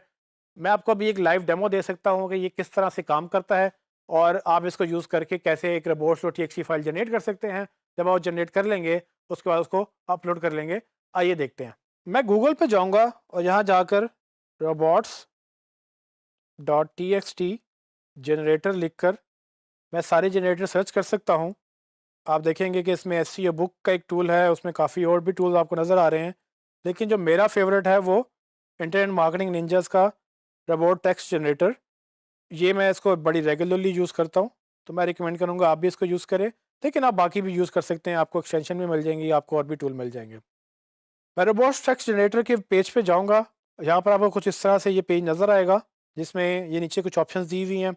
इसमें अगर आपके पास कोई फ़ाइल ऑलरेडी जनरेटेड है, तो आप उसको अपलोड कर सकते हैं। लेकिन चूँकि मैंने एक नई फ़ाइल जनरेट करनी है, तो मैं यहाँ से ये ऑप्शंस यूज़ करूँगा और यहाँ पर मैं देखूँगा कि पहली ऑप्शन वो पूछ रहा है कि आपने अलाउ करना है या डिसअलाउ करना है। जैसे कि मैंने पहले कहा कि आप अलाउ करें, ना करें एक ही बात है, लेकिन अगर आपने डिसअलाउ करना है, तो आपने बाकायदा मेंशन करना है कि मैंने ये चीज़ ब्लॉक करनी है। तो फॉर एग्ज़ाम्पल मैं चाहता हूँ कि जी मेरी सर्विसेज़ का पेज गूगल में मत आए, तो मैं डिसअलाउ की कमांड सेलेक्ट करूँगा। उसके बाद मैं यूज़र एजेंट बताऊँगा, वो काफ़ी ज़्यादा यूज़र एजेंट ऑलरेडी मेंशन्ड है। ये वो बॉट्स हैं उन डिफरेंट सर्च इंजन्स के जिन नामों से वो उनको यूज़ करते हैं। आपको अगर स्पेसिफिकली किसी एक बॉट के अगेंस्ट ब्लॉक नहीं करना, तो आप क्या करेंगे, आप स्टैटिक रखेंगे, तो ये सब के लिए एक वैलिड कमांड होगी और उसके बाद आप यहाँ डायरेक्टरी बताएँगे कि क्या ब्लॉक करना है, क्या नहीं। तो स्लैश का मतलब ये मेरी होम डायरेक्टरी है, अगर मैं सिर्फ स्लैश करूँगा तो मेरी पूरी की पूरी वेबसाइट जो है वो डी इंडेक्स हो सकती है। तो यहाँ पर मैं एक्चुअली पाथ दूँगा सर्विसेज़ के पेज का और उसकी डायरेक्टरी का, और उसको मैं ऐसे स्लैश सर्विसेज़ स्लैश लिखूँगा। इससे ये होगा कि सिर्फ़ और सिर्फ़ मैं ये चाहता हूँ कि इस पाथ के ऊपर और उसके बाद आने वाले जितने भी पेजेज़ होंगे वो सब गूगल में से निकल जाएँ। तो मैं इसको ऐड डायरेक्टरी जब ये मैं लिख लूँगा तो मैं इसको ऐड डायरेक्टरी पर क्लिक करूँगा तो देखेंगे कि वो मुझे नीचे उसने फ़ौरन एक उसका लाइव डेमो दिखा दिया कि यूज़र एजेंट स्टैटिक मतलब सब यूज़र एजेंट्स के लिए एक ही कमांड है और उसको डिसअलाउ करना है क्या सर्विसेज पेजेस को। उसके बाद इस तरह से आप मज़ीद डायरेक्टरी ऐड कर सकते हैं। मैं अगर सेम ऐड डिसअलाउ करूँ कि मैं अबाउट का page about.html single page disallow करना चाहता हूँ तो मैं वो भी डायरेक्टरी ऐड कर दूँगा और इस तरह से जैसे मैं ऐड करता जाऊँगा वो नीचे मुझे शो करता जाएगा। इसके बाद अगर मेरा एक्सएमएल साइट मैप है, जैसे कि आपको पता है कि मैंने एक साइट मैप बनाया था, तो मैं उसको भी यहाँ पर ऐड कर सकता हूँ usman.co। साइट मैप का जो भी यूआरएल आप यहाँ लिखेंगे, मैं अभी फ़िलहाल sitemap.xml ही लिख रहा हूँ ताकि आपको समझ आ जाए। और इसके बाद मैं इसको अपडेट का बटन दबाऊँगा तो आप देखेंगे कि वो उसने सारी वो कमांड्स लिखी यूज़र एजेंट्स के लिए कि किसको एक्सेस करना है किसको नहीं, लेकिन साथ ही उसने मेरे साइट मैप का भी एड्रेस दे दिया ताकि जब भी कोई यहाँ से क्रॉलर आए तो मेरे साइट मैप को वो क्रॉल कर सके। तो आप भी इस तरह से अपनी वेबसाइट या अपने क्लाइंट की वेबसाइट जो है वो उसके लिए robots.txt फाइल जनरेट कर सकते हैं अगर वो ऑलरेडी क्रिएटेड नहीं है। तो जहाँ से इसको आप कॉपी करें, उनके सर्वर पे जाएं, होम डायरेक्टरी में जाकर एक टेक्स्ट फाइल क्रिएट करें, उसमें यहाँ इसको पेस्ट कर दें। सो ये आपकी रोबोट्स फाइल जैसे जनरेट हो जाएगी और इसको आप फिर यूज़ कर सकेंगे। जैसे ही आप इसको अपलोड कर देंगे, इसके बाद जो भी बॉट्स आपकी वेबसाइट क्रॉल करने आएंगे वो पहले इसको फॉलो करेंगे और इसमें देखेंगे कि आपने क्या ब्लॉक किया क्या नहीं। जैसे ही आपकी वो ब्लॉक की कमांड पढ़ेंगे तो अगर उनके पास ऑलरेडी इंडेक्स था तो उसको वो निकाल देंगे, तो अगर नहीं था तो उसको वो क्रॉल ही नहीं करेंगे। जैसे कि आपने देखा कि robots.txt फाइल का कितना इंपॉर्टेंट रोल है आपकी वेबसाइट के ऊपर। एक गलत कमांड आपकी पूरी की पूरी वेबसाइट गूगल से निकाल सकती है, लेकिन ये एक बहुत अच्छा तरीका भी है कि अगर आपको कुछ ऐसे पेजेस गूगल में नहीं चाहिए जो प्राइवेट हैं, जो जो आपकी यूज़र से ताल्लुक़ नहीं रखते हैं, या जो ऐसे पेजेस हैं जो बेसिकली आप सिर्फ उन लोगों को एक्सेस देना चाहते हैं जिन्होंने आपको शायद पैसे दिए हों, अगर ये पेड मेंबरशिप वेबसाइट है तो आप सब पेजेस गूगल में नहीं चाहेंगे। तो ये robots.txt एक बेहतरीन जगह है जहाँ से आप उसके फ़्लो को कंट्रोल कर सकते हैं और गूगल इसको पसंद भी करता है क्योंकि गूगल ये चाहता है कि आप वाक़ई में उसको सिर्फ वही पेजेस एक्सेस करने दें जो यूज़र के लिए बेहतरीन है। वो आपको वो प्रेफ़र करेगा कि आप उन पेजेस को निकाल दें गूगल में से जो यूज़र्स को हेल्प नहीं करते हैं, जिनमें नॉर्मली आपकी टर्म्स एंड कंडीशंस या ऐसे पेजेस जो गूगल को किसी उससे उससे कोई फ़ायदा नहीं है। गूगल को फ़ायदा है आपकी प्रोडक्ट पेजेस से, आपके वैल्यू पेजेस से, मतलब आपके आर्टिकल से या आपके होम पेजेस से। तो मेक श्योर करें कि जो पेजेस आपको नहीं चाहिए वो आप रोबोट्स के ज़रिए उसको गूगल में से निकाल दें ताकि वो गूगल उन पेजेस पे फोकस करने की बजाय सिर्फ उन पेजेस को क्रॉल करे जो गूगल में चाहिए। और इससे अल्टीमेटली आपको ये बेनिफिट होगा कि गूगल कुछ कम पेजेस पे आपको ऊपर लेकर आएगा, ना कि बहुत सारे पेजेस जो आपके यूज़र्स को चाहिए भी नहीं है लेकिन गूगल उसको रैंक करने की कोशिश कर रहा है। इससे थोड़ा सा कचरा साफ़ हो जाता है, आपकी वेबसाइट का क्लटर जो है वो गूगल में नहीं आता और जो आपका गूगल में वैल्यू पेजेस रह जाते हैं वो उसको ज़्यादा बूस्ट मिलता है। ये आपने अपनी वेबसाइट के लिए और जिन जिन वेबसाइट पे आप काम करेंगे उनके लिए यूज़ करना है। इसका अगेन एसईओ पे डायरेक्ट इम्पैक्ट नहीं है, लेकिन अगर आप इसको अ, हर क्लटर मतलब कि आपके पेज का आपकी वेबसाइट का हर पेज अगर गूगल में आना शुरू हो गया तो बहुत सारे इररिलेवेंट पेजेस भी होंगे, तो वो अल्टीमेटली आपकी एसईओ को हर्ट इस तरह से कर सकते हैं कि गूगल का फोकस हट जाएगा कि इंपॉर्टेंट पेजेस कौन से हैं और गैर ज़रूरी पेजेस कौन से हैं। आप गैर ज़रूरी को गूगल से निकाल दें और आप ज़रूरी पेजेस को एक्चुअली गूगल में। जैसे कि हमें मालूम है कि गूगल 200 से ज़्यादा फैक्टर्स मुहैया करता है किसी भी वेबसाइट को रैंक करने के लिए। अभी तक हम काफ़ी फैक्टर्स डिस्कस कर चुके हैं और जो भी हम टॉपिक डिस्कस कर रहे हैं वो ऑलमोस्ट एक एक या उसमें एक से ज़्यादा फैक्टर्स हैं जो गूगल मुहैया करता है। उनमें से दो फैक्टर्स ये भी हैं कि आपका कंटेंट कितना फ्रेश है और आप कितनी फ्रीक्वेंसी से, मतलब कितनी दफ़ा आप अपना कंटेंट अपडेट करते हैं। इसकी बात मैं आपको एक एग्जांपल से समझाने की कोशिश करता हूँ। फॉर एग्जांपल आप एक दुकान में जाते हैं या आप एक ब्रांड की आउटलेट में जाते हैं, तो आप जाके देखेंगे कि नया प्रोडक्ट क्या आया है। और अगर आप एक ऐसा ब्रांड जो बार-बार एक नया प्रोडक्ट लॉन्च करता है और जब भी आप जाएँ तो आपको एक नया प्रोडक्ट मिलता है देखने को, तो आप एक्साइटेड होते हैं उसके ऊपर दोबारा जाने के ऊपर। और फिर ये भी आप देखते हैं कि वो क्या जो नया लॉन्च होने वाला प्रोडक्ट है वो एक है या एक ही दिन में 10 नए प्रोडक्ट लॉन्च हो रहे हैं और कितनी फ्रीक्वेंटली वो प्रोडक्ट लॉन्च कर रहे हैं। सो दोनों चीज़ें रिसेंसी और फ्रीक्वेंसी कहलाती हैं। रिसेंसी का मतलब ये है कि रिसेंटली लास्ट टाइम उन्होंने कब लॉन्च की थी और फ्रीक्वेंसी ये है कि वो कितनी रेगुलर लॉन्चेस करते हैं। कुछ ब्रांड है जो सिर्फ सीजनल यानी कि 3 महीने बाद या 6 महीने बाद वो लॉन्च करते हैं और आपको पता होता है कि जी मैंने 6 महीने बाद जाके ही नई चीज़ें देखनी है। कुछ ब्रांड है जो हो सकता है कि वो हर महीने एक नई चीज़ लॉन्च कर रहे हो और वो आपको हर महीने वहाँ जाने का एक शौक पैदा होता है कि जी मैं देखूँ इस महीने क्या नया आया है या अगले महीने क्या नया आया है। तो मतलब चीज़ है जो गूगल भी मेजर करता है आपकी वेबसाइट के लिए।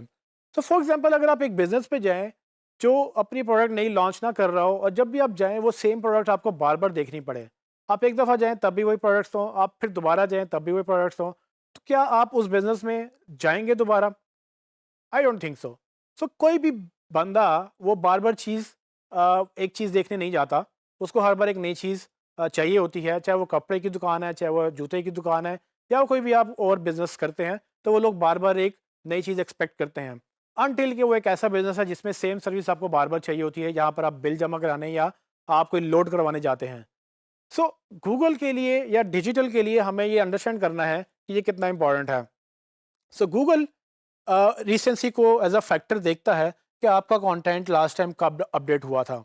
अगर आपने वेबसाइट बनाई 10 साल पहले और आपने 10 साल में कोई अपडेट नहीं की, गूगल जब भी आपकी वेबसाइट पे आएगा वो देखेगा कि लास्ट टाइम इस पे नया कंटेंट तकरीबन 10 साल पहले आया था या 5 साल पहले आया था, डिपेंडिंग ऑन कि अपनी वेबसाइट आप कितनी देर में कितनी दफ़ा और कितनी जल्दी अपडेट करते हैं। पॉइंट ये है कि गूगल चाहता है कि आप फ्रेश कंटेंट डालें। फ्रेश कंटेंट डालने का मतलब क्या है कि आप हर दूसरे दिन, तीसरे दिन जितनी आपकी कैपेसिटी है, आप नया कुछ ना कुछ गूगल को दें ताकि जब भी वो आपकी वेबसाइट पे आए, उसको नया कुछ मिले। अगर उसको नया कुछ मिलता रहेगा, तो गूगल बार-बार आता रहेगा। गूगल बार-बार आने का मतलब ये है कि गूगल आपका सारा कंटेंट इंडेक्स करेगा और गूगल में शो भी करेगा। इससे फ़ायदा ये होगा कि आपका नया कंटेंट गूगल में आ जाएगा और जब लोग कुछ कीवर्ड सर्च करेंगे जिसके अगेंस्ट आपने वो कंटेंट क्रिएट किया था, वो उनको मिलना भी शुरू हो जाएगा। गूगल आपको पेनलाइज़ इस तरह से करता है, अगर आप अपना कंटेंट ना डालें, वो बार-बार आपकी वेबसाइट पे आना बंद कर देता है। अगर वो जब भी आए और उसको सेम कंटेंट मिले, तो वो दोबारा देर बाद आएगा और अगर फिर उसको वही सेम कंटेंट मिले, तो वो दोबारा एक और लंबा गैप देगा, उसके बाद आएगा। वो करते-करते एक वक़्त ऐसा होगा कि वो महीनों आपकी वेबसाइट पे आएगा ही नहीं, क्योंकि उसको ये पता है कि आपकी वेबसाइट पे कुछ उसको नया नहीं मिलेगा। लेकिन इसके बरअक्स अगर आप ये देखें कि न्यूज़ वेबसाइट्स में जैसी खबर अखबार में पब्लिश होती है, वैसी गूगल में सर्च भी हो जाती है। इसका मतलब ये हुआ कि न्यूज़ की वेबसाइट में चूँकि कंटेंट बड़ा फ्रीक्वेंटली और बड़ी तेज़ी से अपडेट होता है, तो उसका हर दफ़ा कंटेंट कुछ घंटों पहले ही पोस्ट हुआ होता है या कुछ मिनट्स पहले ही पोस्ट हुआ होता है। तो एक तो उसमें रिसेंसी बहुत होती है कि अभी-अभी पोस्ट हुआ, जब भी गूगल आता है उसको कुछ नया मिलता है। फिर एक उसमें ये भी चीज़ बड़ी काउंट होती है कि उसमें कितना कंटेंट पोस्ट हो रहा है। अब चूँकि न्यूज़ का बिज़नेस ही कंटेंट है, तो वो 10, 15, 20 तो बहुत कम बात है। तकरीबन 50-60 आर्टिकल, मे बी 100 आर्टिकल्स भी हर रोज़ पब्लिश कर रहे होते हैं। सो गूगल जब भी आता है तो उसको 100 नए आर्टिकल इंडेक्स करने को मिलते हैं, जिसकी वजह से वो उन वेबसाइट्स को ज़्यादा जल्दी क्रॉल करता है और कुछ ही मिनट्स में वो फ़ौरन सबको क्रॉल कर लेता है। सो ये चीज़ अंडरस्टैंड करते हुए हमें भी अंडरस्टैंड ये करना है कि हमारे बिज़नेस के लिए रिसेंसी और फ्रीक्वेंसी ये दोनों चीज़ें कितनी इंपॉर्टेंट हैं। रिसेंसी यानी कि हमें फ्रेश कंटेंट हर वक्त चाहिए और फ्रीक्वेंसी यानी कि हमें बार-बार कंटेंट डालना है, तो हम हर हफ्ते, हर रोज़ या हर महीने एक फ्रीक्वेंसी सेट कर लें ताकि गूगल जब भी आए उसको पता हो कि ये वेबसाइट लाइव है। सवाल यहाँ पर ये उठता है कि हमें गूगल को बार-बार अपनी वेबसाइट पे क्यों बुलाना है? क्यों हम रिसेंसी और फ्रीक्वेंसी को फोकस करें? वेबसाइट बन गई है तो क्या फ़र्क पड़ता है गूगल आए या ना आए? जी, फ़र्क पड़ता है क्योंकि अगर आपकी कंटेंट अपडेटेड नहीं होगा, अगर वो रिसेंसी और फ्रीक्वेंसी गूगल को लगेगा कि कम है या बिल्कुल नहीं है, तो गूगल आपकी वेबसाइट में आना छोड़ देगा और इससे नुकसान ये होगा कि जब आप नया कंटेंट पब्लिश करेंगे, तो वो गूगल में जल्दी एक तो नज़र नहीं आएगा और दूसरा ये कि गूगल आपको प्रमोट भी नहीं करेगा क्योंकि गूगल को ये लगता है कि अगर आप अपने बिज़नेस के बारे में सीरियस नहीं हैं, तो वो भी आपको एक्सपोज़र नहीं देगा। और ये और भी चैलेंजिंग हो जाता है जब आपका कंपेटिटर सेम बिज़नेस में सेम कंटेंट बहुत ज़्यादा फ्रीक्वेंटली अपडेट कर रहा है।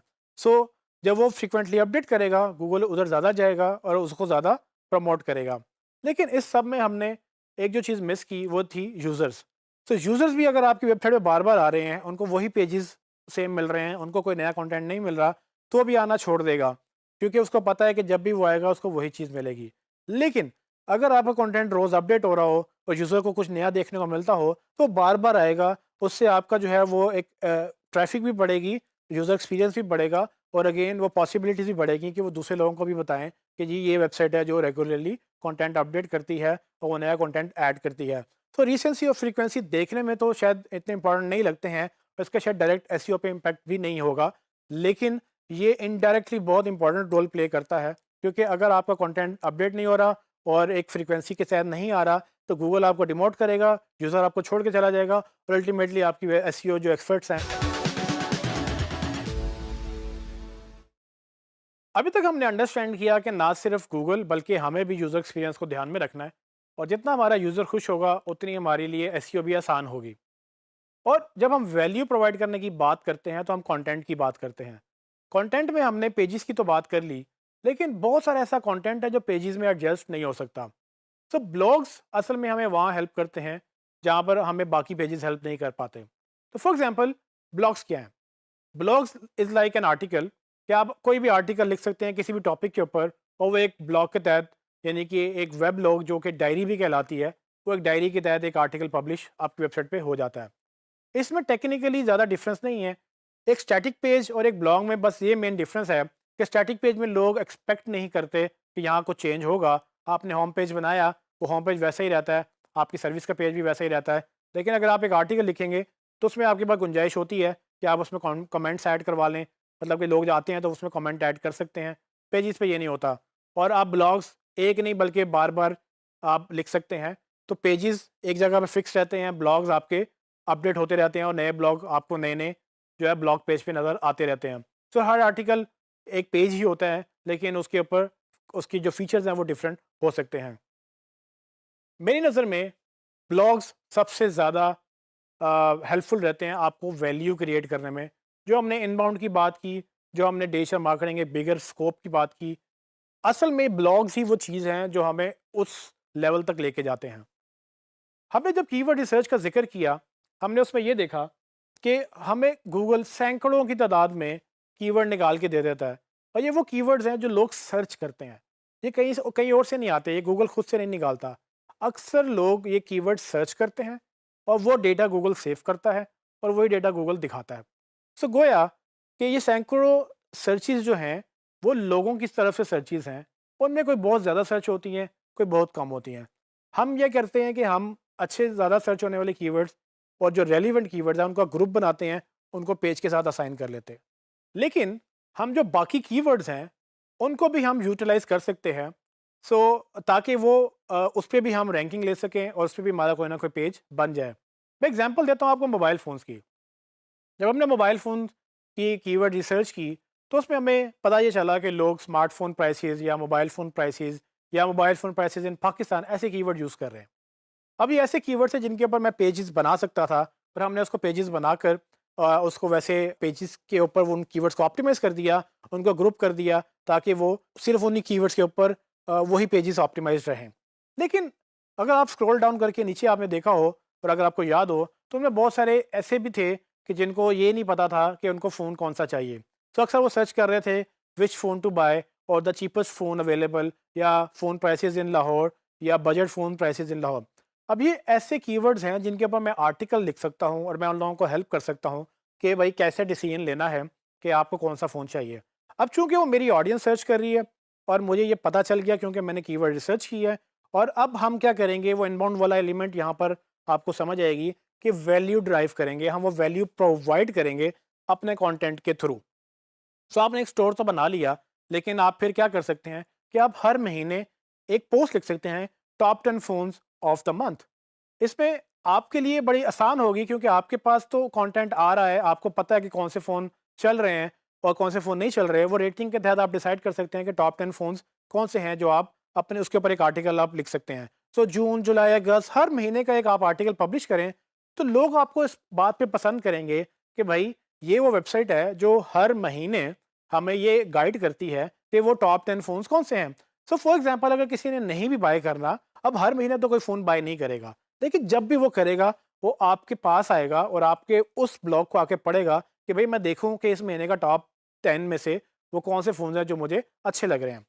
इसी तरह से आप और भी अपनी कंटेंट को डाइवर्सिफ़ाई कर सकते हैं। फॉर एग्ज़ाम्पल अगर किसी को अपना मोबाइल फ़ोन ख़राब हो गया है या उसको एक सर्टेन एक प्रॉब्लम आ रहा है, तो आप उसके ऊपर पूरा आर्टिकल लिख सकते हैं कि how to fix a certain problem. वो प्रॉब्लम कुछ भी हो सकती है कि how to fix your screen error या how to clean your mobile.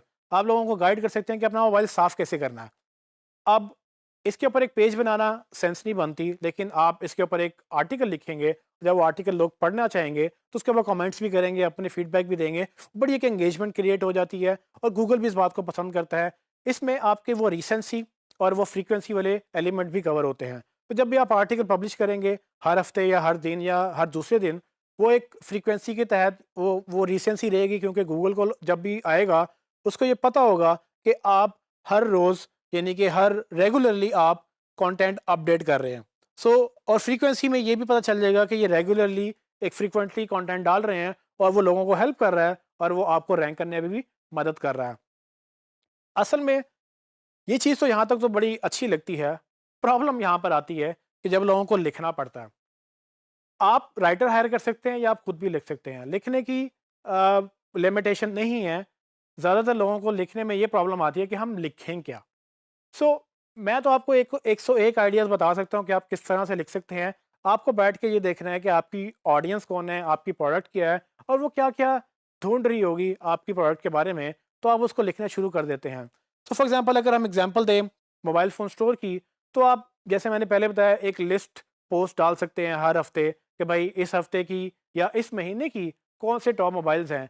आप फिर एक लिस्ट ये भी बना सकते हैं कि कौन से बजट फ़ोन्स हैं जो लोगों को लेने चाहिए। आप टियर बना दें कि हाई एंड फ़ोन्स कौन से हैं, लो एंड फ़ोन्स कौन से हैं और मिडल रेंज में कौन से आते हैं। फिर आप ये भी कर सकते हैं कि आप सालाना लिस्ट बना सकते हैं कि 2018, 2019 कौन से फ़ोन अच्छे हैं, आप इस पे बात कर सकते हैं। फिर आप इसमें और भी क्रिएटिव हो सकते हैं। लेट्स सपोज़ आप मुकाबला करवा सकते हैं कि जी सैमसंग वर्सेस एप्पल। तो सैमसंग के फ़ोन के फ़ीचर्स क्या हैं, एप्पल के फ़ोन के फ़ीचर्स क्या हैं, आप कंपेयर करें, क्योंकि आप एक्सपर्ट हैं अपनी इंडस्ट्री के, लोग आपको पढ़ना पसंद करेंगे और यही कंटेंट आपको एसईओ में रैंकिंग भी देगा और आपको ऊपर आने में हेल्प भी करेगा। इसी तरह से आपको पास और भी बड़ी अपॉर्चुनिटीज़ हैं। लोग ये भी पसंद करते हैं कि भई ये जो वेबसाइट चला रहा है, ये जो बिज़नेस चला रहा है, ये है कौन? इसके पीछे कौन सी टीम बैठी हुई है? सो आप क्यों ना अपनी प्रमोशन भी करें? लोग पैसे दे के अखबारों में अपनी तस्वीरें छपवाते हैं। आपके पास पूरी अपॉर्चुनिटी है कि आप मुफ्त में अपनी वेबसाइट में अपनी पब्लिसिटी करें।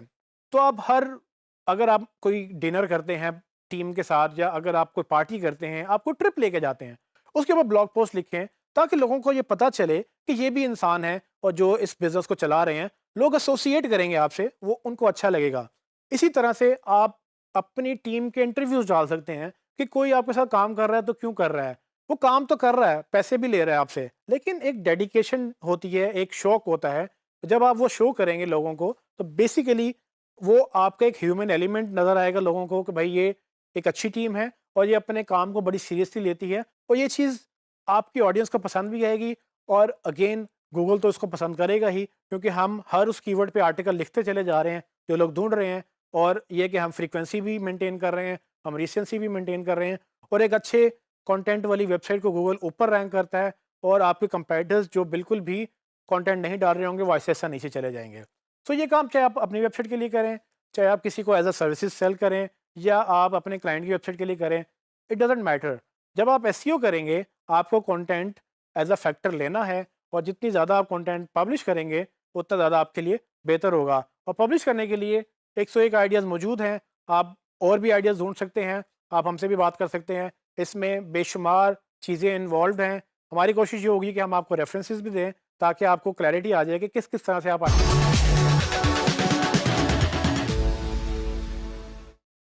जैसे कि हम जानते हैं कि आप अपनी या अपने क्लाइंट की वेबसाइट किसी भी सर्विस या प्रोडक्ट के अगेंस्ट ऑप्टिमाइज़ कर सकते हैं। जो आपने कीवर्ड रिसर्च किए हैं, उनके अगेंस्ट आप उनको रैंक भी करवा सकते हैं। लेकिन हमें ये भी देखना होगा कि हर वक्त हमारा क्लाइंट सिर्फ बाय करने के लिए रेडी नहीं रहता। बहुत सारे लोग अभी डिसीजन मेकिंग प्रोसेस में होते हैं जिनको कोई चीज़ पहले देखनी होती है, परखनी होती है, अंडरस्टैंड करना होता है कि उनको चाहिए क्या, उसके बाद वो डिसीजन लेते हैं। सो अगर आपको याद हो कि हमने इनबाउंड मार्केटिंग में अंडरस्टैंड किया था कि इनबाउंड मार्केटिंग में अक्सर आप कंटेंट पहले वैल्यू क्रिएट करते हैं, उसके बाद सेल करते हैं। सो एक चीज़ तो बड़ी क्लियर है, जिसको अभी चाहिए उसको अभी बेचना है आपने, लेकिन जिसको अभी नहीं चाहिए उसके साथ आप क्या करेंगे? मतलब कि उसको आप किस तरह का कंटेंट देंगे कि वो अभी मे बी रिसर्च कर रहा है अपनी प्रोडक्ट या सर्विस जो भी उसको चाहिए, और वो आप बेच रहे हैं या आपका क्लाइंट बेच रहा है, वो उस रिसर्च प्रोसेस में आप उसको कैसे हेल्प कर सकते हैं। हमने पहले डिस्कस किया कि ब्लॉग्स एक अच्छा मीडियम है, लेकिन ब्लॉग्स के अलावा भी बहुत सारी चीज़ें आप यूज़ कर सकते हैं जिसके अगेंस्ट आप अपनी एसईओ की रैंकिंग भी बेहतर कर सकते हैं। होता क्या है कि अगर एक कस्टमर ने फॉर एग्जांपल मोबाइल ख़रीदना है, तो आप उसके ऊपर मोबाइल की गाइड जो है वो भी उसको आप दे सकते हो। तो जिसने अभी खरीदना है वो अभी बाय करेगा, जाएगा और लेके आ जाएगा। लेकिन अगर वो अभी सोच रहा है, तो वो जो सोच रहा है उसकी सोच आपको पता चल जाएगी जब वो कीवर्ड रिसर्च करेगा, या आप जब कीवर्ड रिसर्च करेंगे आपको उसकी क्वेरी से अंदाज़ा हो जाएगा कि भाई वो क्या सोच रहा है और उस सोच को आप कैपिटलाइज़ कैसे करेंगे। मतलब ये कि वो जो ढूँढना चाह रहा है, मतलब अगर वो प्राइसेज़ ढूँढ रहा है, अगर वो कंपैरिज़न कर रहा है, या वो उसको नहीं पता कि कौन-सा मोबाइल लेना है या कैसे लेना है, या मोबाइल में क्या अच्छा होता है, क्या बुरा होता है। इन सब चीज़ों को आप कैपिटलाइज़ इस तरह से कर सकते हैं कि आप उसके अगेंस्ट ई-बुक्स क्रिएट कर लें, गाइड्स क्रिएट कर लें, या अपने और दूसरी तरह के जो है ना कैलकुलेटर्स या डिफरेंट चीज़ें अपनी वेबसाइट पे क्रिएट कर सकते हैं। और ये एक डिफरेंट एस्पेक्ट होता है या एक और अपॉर्चुनिटी होती है आपको उन कीवर्ड्स पे रैंक करने के लिए जो अदरवाइज आपकी प्रोडक्ट और सर्विसेज से डायरेक्टली रिलेटेड नहीं है। फॉर एग्जांपल, अगर मेरा कस्टमर एक मोबाइल ख़रीदना चाह रहा है और हमने जैसे एबीसी मोबाइल स्टोर की एग्जांपल हम लेके चल रहे हैं, तो उस एबीसी मोबाइल स्टोर में मैं क्या करूं ऐसा कि मैं इसको जो इसका डिसीजन प्रोसेस है उसमें हेल्प कर सकूं। एक चीज़ तो बड़ी क्लियर है कि अगर उसको एक सर्टेन मोबाइल चाहिए मेरे कस्टमर को या आपके क्लाइंट के कस्टमर को, वो आएगा, आके बाय करेगा, अपनी प्रोडक्ट देखेगा और प्रोडक्ट की डिस्क्रिप्शन पढ़ के आपसे बाय कर लेगा। लेकिन अगर उसको ये हेल्प चाहिए कि भाई मोबाइल बाय कैसे करना है, मतलब कि ये भी पता होना चाहिए कि कौन सा मोबाइल अच्छा है, कौन सा बुरा है, ये सब चीज़ें अंडरस्टैंड करने के लिए आप ई बुक्स लिख सकते हैं। या हम अगर इस वेबसाइट की बात करें, तो हम इस वेबसाइट के लिए कस्टमर को किस तरह की गाइड दे सकते हैं। तो फॉर एग्जाम्पल, आप लिख सकते हैं कि जी guide to buying a budget mobile phone, मतलब कि एक सस्ता मोबाइल फ़ोन या एक बजट मोबाइल फ़ोन कैसे लेना है। आप उसको एक छोटी सी ई बुक लिख दें, और ई बुक में कोई थीसिस नहीं लिखना। आप ई बुक में 4-5 पेजेस, आप 10 टिप्स लिख दें, पीडीएफ बना के उसको अपलोड कर लें, उसको कहें कि जी ईमेल दो, अपना नंबर दो और साइन अप कर लो। जैसे ही वो साइन अप करेगा आपको इसको ईमेल फ्री भेज देंगे, लेकिन आपके पास उसका नंबर, ईमेल और सब चीज़ें आ जाएंगी। लेकिन जब उसको ये अच्छी लगेगी वो आपका पेज शेयर भी करेगा, और इस पेज को आप रैंक भी करवा सकते हैं उन कीवर्ड्स के अगेंस्ट कि अगर कोई सर्च कर रहा है कि हाउ टू बाय या best ways to buy a budget phone, ये गाइड आपकी एक ना सिर्फ एसेट बन गया बल्कि आपकी एसईओ को भी बेहतर करेगा। अब ये कीवर्ड्स आप अपने प्रोडक्ट में नहीं डाल सकते, उसकी रीज़न ये है कि ये बेसिकली एक हेल्पिंग कीवर्ड्स के अगेंस्ट रैंक करेगा। आगे और क्या टॉपिक्स हो सकते हैं। फॉर एग्जांपल, अपना मोबाइल कैसे तेज़ चलाना है। अक्सर लोगों को मोबाइल मेंटेनेंस का नहीं पता। अब चूँकि आपकी कस्टमर ऑडियंस जो है, कस्टमर बेस जो है वो मोबाइल यूज़ करती है, तो आप उनकी प्रॉब्लम्स को अंडरस्टैंड करते हुए, अगर उनका मोबाइल साफ़ करना नहीं आता, उनको साफ़ रखना नहीं आता, उनको उसको स्पीड अप करना नहीं आता, ये छोटी-छोटी गाइड्स आप बनाकर अपनी वेबसाइट पे डाल सकते हैं। और ये क्लाइंट आपको उसको जब ये अच्छा लगेगा, तो वो आपकी ये चीज़ें शेयर करेगा आगे, और जब वो शेयर करेगा तो आप अल्टीमेटली रैंक करेंगे। इसके अलावा हमने एक डेंटिस्ट की एग्जांपल ली थी।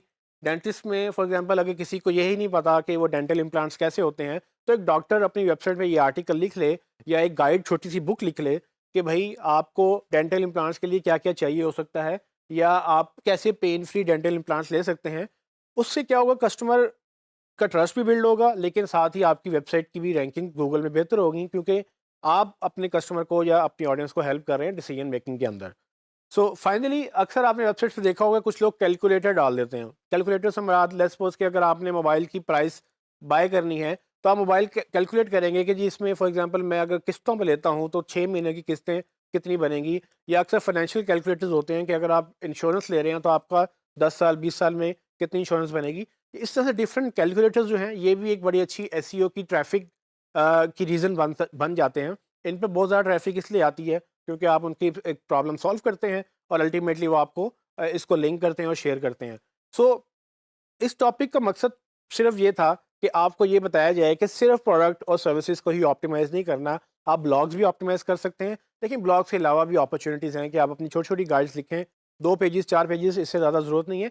1 पेज की भी गाइड बन सकती है, उसको लिखें, अपनी वेबसाइट पे डालें, और उन पेजेज़ को उन कीवर्ड्स के अगेंस्ट रैंक करें जो लोग सवाल पूछ रहे हैं और जिसका सवाल आपने उसमें जवाब में दिया है। इससे ना सिर्फ आपकी एसईओ बेहतर होगी, बल्कि आपके एसईओ के साथ आपके चोरी हर जगह पे मना है, आप चाहे कंटेंट की करें या किसी भी किस्म की करें। तो गूगल भी आपको पायरेसी नहीं करने देता। पायरेसी बेसिकली कंटेंट की चोरी है कि अगर आपका कंटेंट किसी और की कंटेंट वेबसाइट से उठाया हुआ है तो गूगल आपको पेनलाइज करेगा, और पेनलाइज का मतलब यह है कि वो आपको सज़ा देने के लिए आपकी रैंकिंग्स ख़त्म कर देगा। तो अगर आपके वेबसाइट में कंटेंट ऐसा है जो किसी और की वेबसाइट पे पहले से पड़ा हुआ था, तो आपको उस पर नहीं डाल सकते। अगर आप वो कंटेंट अपनी वेबसाइट पे डालेंगे तो मसला ये होगा कि गूगल आपको उसमें पायरेसी के इल्ज़ाम में वो कहेगा कि जी आपने कंटेंट कॉपी किया है, आपने अपना कंटेंट नहीं लिखा, तो वो आपकी रैंकिंग्स डाउन करेगा और आपकी वेबसाइट की एसईओ की वो रैंकिंग्स ख़त्म हो जाएंगी गूगल में। अच्छा, अब ये तो होगी वो कंटेंट की पायरेसी जो दूसरी वेबसाइट से लोग उठाते हैं, वो तो बिल्कुल मना है। लेकिन अक्सर लोगों को ये नहीं पता कि वो अपनी ही वेबसाइट की डुप्लीकेशन कर लेते हैं। इसको कंटेंट डुप्लीकेशन बोलते हैं, और इसमें होता ये है कि आप अक्सर अपनी ही वेबसाइट के पेजेस मल्टीप्लाई कर रहे होते हैं। गूगल आपको उनके लिए भी पेनलाइज करता है, हालांकि आपको पता भी नहीं होता इन चीज़ों का। तो कंटेंट डुप्लीकेशन क्या है, इसमें हम ये बात करेंगे।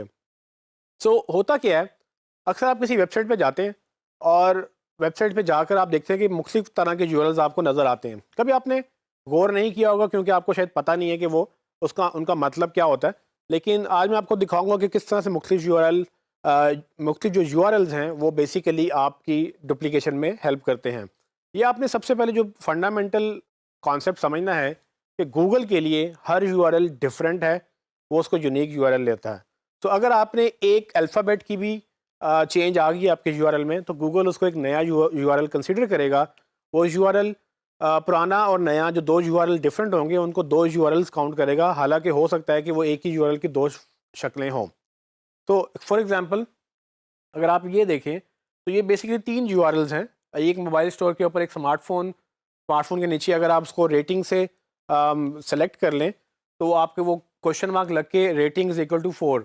तो 4 स्टार रेटिंग मैंने मोबाइल शॉर्टलिस्ट की है तो वो आगे 4 स्टार रेटिंग के मोबाइल नज़र आएंगे, लेकिन यूआरएल चेंज हो गया। उसके नीचे अगर आप जाएंगे तो वो सीओडी कैश ऑन डिलीवरी, और बेसिकली वो उसको सिलेक्ट करने से वो भी यूआरएल चेंज हो गया। अब ये हैं तीनों डिफरेंट यूआरएल्स, तो गूगल इनको तीन डिफरेंट यूआरएल्स काउंट करेगा। प्रॉब्लम ये है कि ये बेसिकली एक ही पेज की तीन शक्लें हैं, और इसमें सिर्फ ये हो रहा है कि आपने जो फ़िल्टर लगाया है, जैसे आप फ़िल्टर ऑन करते हैं वो मोबाइल जो है वो सॉर्ट हो जाते हैं। कभी आप पॉपुलैरिटी से फ़िल्टर करते हैं, कभी आप ब्रांड वाइज फ़िल्टर करते हैं, तो कभी आप प्राइस वाइज फ़िल्टर करते हैं। ये होता किस तरह से है? तो फॉर एग्ज़ाम्पल ये एक मोबाइल स्टोर की एग्जांपल है कि आप किसी मोबाइल स्टोर पे जाएंगे और आपको इस तरह से कोई मोबाइल का पेज आपने देखा, लेकिन आप देखेंगे लेफ़्ट साइड पे आपको फ़िल्टर नज़र आ रहे हैं। तो पहला फ़िल्टर मैं अप्लाई करता हूँ। जैसे ही मैंने उसको रेटिंग 4 स्टार एंड अबव मैंने सेलेक्ट किया, आप देखेंगे कि ऊपर फ़िल्टर की एक ऑप्शन मुझे बता दिया कि भाई ये रिज़ल्ट फ़िल्टर्ड हैं, और फ़िल्टर्ड में क्राइटेरिया क्या सेट हुआ है कि 4 स्टार एंड अप की रेटिंग्स हैं, और नीचे उसका यूआरएल देखेंगे आप, तो यूआरएल उसका चेंज हो गया। अब ये यूआरएल बेसिकली क्या बता रहा है, ये यूज़र को असल में क्वेश्चन मार्क लगाने के बाद रेटिंग 4 का मतलब ये है कि इसी पेज के ऊपर वो सारे मोबाइल जो 4 स्टार या 4 स्टार से ऊपर की रेटिंग के हैं सिर्फ वही दिखाने, बाकी हाइड हो गए हैं। अब हाइड होने का मतलब ये नहीं है कि वो इस पर एग्जिस्ट नहीं करते हैं, वो सिर्फ आपसे हाइड हुए हैं, लेकिन वो पेज के ऊपर एग्जिस्ट करते हैं और वो गूगल को एक्सेसिबल भी हैं। तो प्रॉब्लम यहाँ पर ये आती है कि गूगल को ये लगता है कि ये एक डिफरेंट पेज है क्योंकि इसका यूआरएल डिफरेंट हो गया। अब ये आम लोगों को नहीं पता, और ये अक्सर डेवलपर्स को भी नहीं पता होता कि ये कंटेंट डुप्लीकेशन में काउंट होता है। तो आप अपने ही पेज के दो वर्जन बना चुके हैं।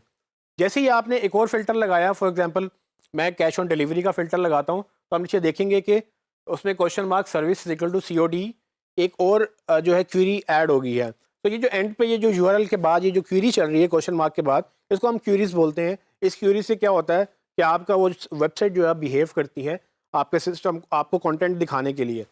अब जैसे ही मैंने सीओडी सेलेक्ट किया, तो मैं असल में चाह क्या रहा हूँ, मैं सिर्फ वो मोबाइल चाह रहा हूँ जो मुझे घर में कैश ऑन डिलीवरी पे मिल सकते हैं। मुझे बाकी मोबाइल नहीं चाहिए जिसके लिए मुझे पहले पेमेंट देनी पड़े या मुझे क्रेडिट कार्ड पे देनी पड़े। तो ये वो चीज़ें हैं जो आम आपको हर ई कॉमर्स स्टोर पे नज़र आती हैं।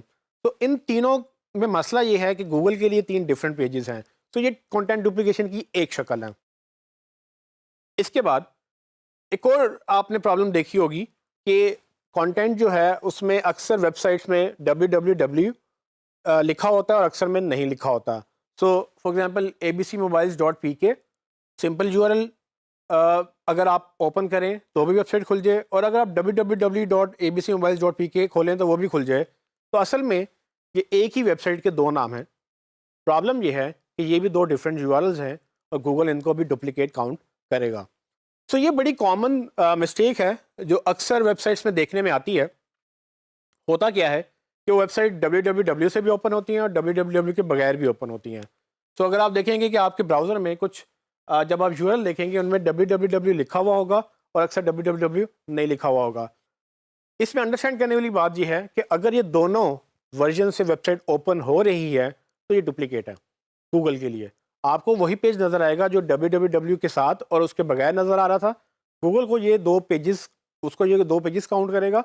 चूँकि ये हर यूआरएल से पहले आप www लगाएंगे तो वो खुल जाएगा। तो इसका मतलब ये हुआ कि आपकी पूरी की पूरी वेबसाइट जो है ना, उसमें जितने भी पेजेस हैं वो असल में डबल पेजेस हैं, क्योंकि गूगल उनको दो जगह से एक्सेस कर सकता है। और इस बात पे आपको पेनल्टी पड़ेगी गूगल से, ये डुप्लीकेट कंटेंट है और आप अपने ही पेज की कॉपी कर रहे हैं। हालांकि वो एक ही पेज के दो यूआरएल हैं, आपने कॉपी नहीं की, लेकिन गूगल इसको काउंट करेगा। तीसरी ऑप्शन एक और भी असल में जो है ना डुप्लीकेशन होती है, वो इस तरह से कि अगर आपने देखा हो तो यूआरएल्स में कभी HTTP लिखा होता है और कभी HTTP के बाद S भी लिखा हुआ होता है।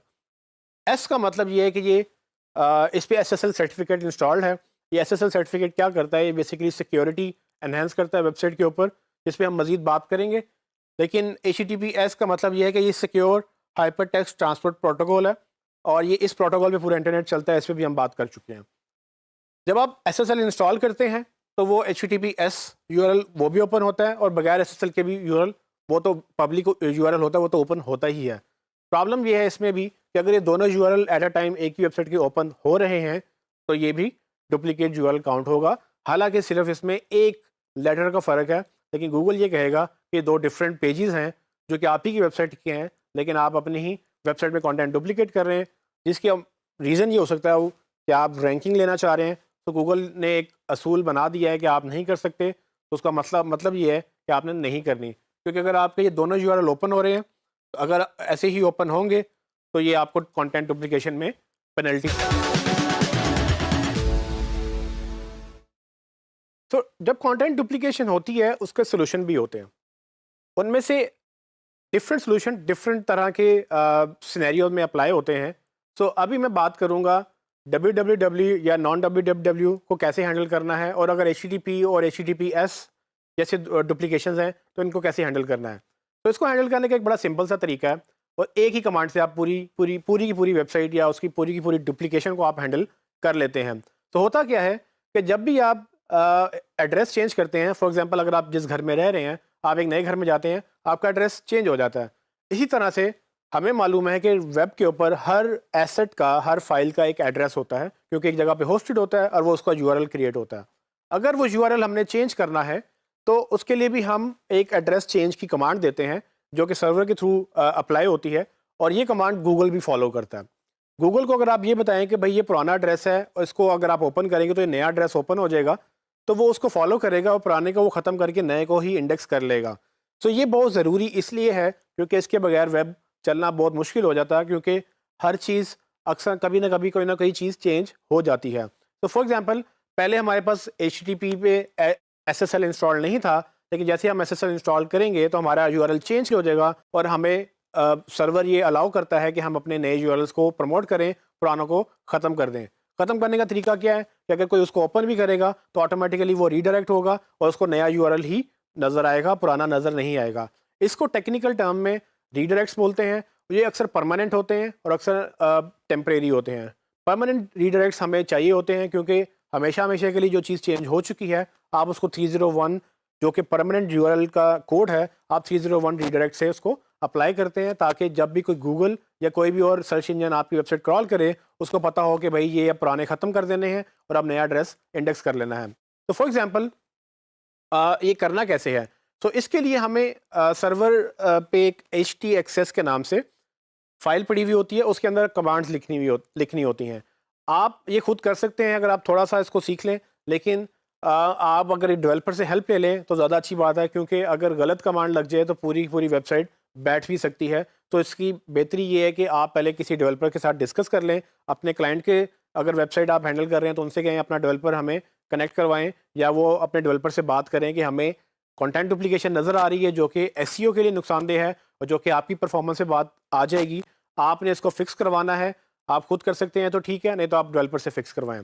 तो पहली चीज़ हमने फिक्स करनी है कि www अगर यूआरएल उसमें नहीं है और मुझे डालना है पूरी पूरी वेबसाइट में, तो मैं कैसे डालूंगा? तो होगा क्या कि मेरी वेबसाइट है abcmobiles.pk, और इसको मैं चाहता हूँ कि जब भी कोई abcmobiles.pk लिखे तो मेरा www.abcmobiles.pk ओपन हो। अक्सर लोग www पसंद करते हैं, अक्सर लोग नहीं करते। तो ये भी हो सकता है कि आप इसको रिवर्स कर दें, आप कहें कि कोई www.abcmobiles.pk ओपन करे तो वो उसमें से www. निकाल दो, बाकी abcmobiles.pk वही वेबसाइट ओपन कर लो। इससे क्या होगा कि कोई भी बंदा अगर कोई दूसरा वर्जन ओपन करेगा तो वो ऑटोमेटिकली सही वर्जन पर रीडायरेक्ट हो जाएगा। इस केस में मैं क्या कर रहा हूँ, मैं ये चाहता हूँ कि मैंने www. डालना है पहले। होगा क्या कि जो www.abcmobiles.pk ओपन करेगा उसको तो वेबसाइट ओपन मिल जाएगी क्योंकि वो ऑलरेडी उस पर चल रही है, लेकिन जो abcmobiles.pk ओपन करेगा उसमें www. नहीं लिखेगा, वो ऑटोमेटिकली www.abcmobiles.pk पे चला जाएगा क्योंकि मैंने पीछे सर्वर की साइड पे रीडायरेक्ट लगाया हुआ होगा। अब ये रीडायरेक्ट देखने में लगता कैसे है? तो ये एक छोटी सी कमांड आपको जो नज़र आ रही है, ये रीडायरेक्ट को एग्जीक्यूट कर रही है। ये htaccess में इस तरह की आप फाइल इस कमांड लिख देते हैं htaccess के अंदर जो कि सर्वर में पड़ी हुई होती है, और उसमें ये क्या करेगा, वो फेच करेगा वो सारी यूआरएल्स जो www के बगैर आ रहे हैं, और उनको जब वापस प्रेजेंट करेगा यूज़र को तो ऑटोमेटिकली ओपन वो वाले यूआरएल्स होंगे जिसमें www. लगा हुआ होगा। तो सिंपल सी कमांड है, कोई भी नाम वो पकड़ेगा, वो देखेगा कि इसमें नहीं लिखा तो उसमें www ये 4 लेटर वो डाल देगा, अगर लिखा है वो कुछ भी नहीं करेगा, वो आपकी वेबसाइट वैसे ही ओपन हो जाएगी। इससे ये होगा कि आपके जो 2 वर्जन थे अब 2 नहीं रहेंगे, वो एक हो जाएगा। गूगल भी उन सबको देखेगा कि उसको भी एक ही वर्जन मिलेगा और यूज़र को भी एक ही वर्जन मिलेगा। दूसरी प्रॉब्लम जो हमने देखी थी कि SSL डालने से जब हमारे HTTP यूआरएल्स HTTPS पे चले जाएंगे तो हम ये चाहेंगे कि सब सिक्योर सर्वर पे ही उसको ओपन करें। तो मैं क्या करूँगा, सेम कमांड उससे मिलती जुलती कमांड हम htaccess में लिखेंगे। उसमें होगा ये कि आपके जितने भी HTTP यूआरएल्स जो होंगे वो ऑटोमेटिकली रीडायरेक्ट होंगे और HTTPS से ओपन हो जाएंगे। तो इसकी कमांड भी सेम कुछ इसी तरह से लिखी जाएगी, और इससे भी क्या सोल्यूशन निकलेगा, एक तो ये कि आपकी वेबसाइट सिक्योर वेबसाइट सारे एक्सेस कर सकेंगे, चाहे वो सिक्योर यूआरएल डाल रहे हैं या नहीं डाल रहे हैं। या आपने इनेबल करना है या अपने क्लाइंट की वेबसाइट में इनेबल करवाना है ताकि आपका कस्टमर उसको सिक्योर हमेशा वेबसाइट मिले। दूसरी चीज़ क्या होगी कि आपके जो 2 वर्जन थे, जो HTTP यानी कि रेगुलर यूआरएल भी ओपन हो रहे थे और HTTPS के साथ भी वही यूआरएल ओपन हो रहा था, गूगल की नज़र में ये 2 यूआरएल थे। गूगल इन दोनों को जब एक देखेगा, क्योंकि जो भी आप ओपन करें वो अल्टीमेटली एक ही ओपन करेगा जो कि HTTPS है, तो गूगल समझेगा कि इसकी 2 पेजेस नहीं है, ये 2 वर्जन नहीं है, वो एक ही वर्जन को कंसिडर करेगा और इससे आपकी प्रॉब्लम सॉल्व हो जाएगी जो कि कंटेंट डुप्लीकेशन की प्रॉब्लम है। अच्छा, ये चीज़ें htaccess से भी हो सकती हैं, लेकिन वर्डप्रेस में अक्सर प्लगइन मिल जाते हैं जिसके थ्रू आप without going to the server, यानी कि आप सर्वर में लॉगिन किए बगैर भी वर्डप्रेस के अंदर से ही ये इसको हैंडल कर सकते हैं। सो जैसे कि मैंने आपको पहले ही बताया कि वर्डप्रेस एक बेस्ट CMS है, अगर आप वो यूज़ करेंगे तो आपकी ये प्रॉब्लम भी विद इन द प्लगइन आप हैंडल कर लेंगे और आपको बेशुमार प्लगइन मिल जाएंगे जिसमें आपको ये सहूलत मिलेगी कि आप ये, जैसे कि हमने देखा कि अगर हमने परमानेंट चेंज करनी है अपने यूआरएल्स के अंदर तो हम वो 301 रीडायरेक्ट यूज़ कर सकते हैं, लेकिन अक्सर हम परमानेंट चेंजेस नहीं कर सकते यूआरएल्स के अंदर। तब हम कैसे उसको डुप्लीकेशन को हैंडल करेंगे? तो उसकी एक एग्जांपल, जैसे कि मैंने पहले बताया कि मोबाइल स्टोर की एग्जांपल हम दोबारा लेंगे, और ये 3 यूआरएल जैसे आप देख सकते हैं, ये 3 यूआरएल्स हमें चाहिए क्योंकि कस्टमर जब फ़िल्टर करेगा तो वो यूआरएल के थ्रू ही फ़िल्टर होगा, और ये सॉफ्टवेयर इस तरह से बने हुए होते हैं क्योंकि इसके अलावा ऑप्शन नहीं है। तो आपको सॉफ्टवेयर ने ये यूआरएल चेंज करने ही करने हैं। अगर आप इसको रीडायरेक्ट कर देंगे कि फॉर एग्जांपल अगर सेकंड यूआरएल भी फर्स्ट पे चला जाए और अगर थर्ड यूआरएल भी फर्स्ट पे चला जाए तो उसको कभी फ़िल्टरिंग चलेगी ही नहीं, वो सॉफ्टवेयर ब्रेक हो जाएगा और वो फ़िल्टर नहीं कर सकेगा अपना कंटेंट। सो इसको कैसे हैंडल करना है? इसको हैंडल करने के लिए बेसिकली एक कैनोनिकल टैग गूगल ने इंट्रोड्यूस करवाया। ये जिस तरह से मेटा टैग्स होते हैं उस तरह से कैनोनिकल टैग्स भी होते हैं। तो पहले अगर आप देखें कि एग्जांपल मैं दोबारा उसी की लूँगा कि मैंने एक मोबाइल स्टोर पे जाकर अपनी COD यानी कैश ऑन डिलीवरी और 4+ रेटिंग जब उसको सिलेक्ट की, तो आप देखेंगे नीचे यूआरएल में वो प्रॉपर वो फ़िल्टर होता जा रहा है। अब इससे मुझे क्या नज़र आ रहा है, मुझे वो कंटेंट नज़र आ रहा है या वो मोबाइल नज़र आ रहे हैं जो कैश ऑन डिलीवरी पे मिल सकते हैं और जो बेसिकली 4 स्टार या उससे ज़्यादा की रेटिंग्स रखते हैं। इसको इनेबल करने के लिए मुझे क्या करना है, मुझे एक कैनोनिकल टैग लगाना है उस मेन पेज के ऊपर जिसकी ये कॉपी बनते जा रहे हैं। क्योंकि अगर मैं कैनोनिकल टैग नहीं लगाऊंगा तो उसको रीडायरेक्ट कर दूंगा तो ये सिस्टम ब्रेक हो जाएगा, ये यूआरएल क्रिएट ही नहीं होगा। जब यूआरएल क्रिएट नहीं होगा तो वो फिल्टर भी नहीं लगेंगे। तो कैनोनिकल टैग देखने में कुछ इस तरह का लगता है। आपको ये किसी भी वेबसाइट में अगर आप एक्सप्लोर करें, सोर्स में जाके आप देख सकते हैं, कैनोनिकल का वर्ड लिखेंगे तो आपको कैनोनिकल टैग इस तरह का लिखा हुआ नजर आएगा। इसमें होता क्या है कि आप जितनी भी कॉपीज़ आप बनाते हैं या बनती हैं, सिस्टम वाइड आप एक उसको कमांड दे देते हैं कि भाई इस मेन पेज का ये कैनोनिकल टैग है। तो इससे ये होता है कि जितनी भी उसकी कॉपीज़ बनती हैं, गूगल जब उसको वो क्रॉल करता है, उसको उसका कोड पढ़ता है, वो देख लेता है कि अच्छा भाई ये पेज तो है लेकिन इसकी असल पेज यही है।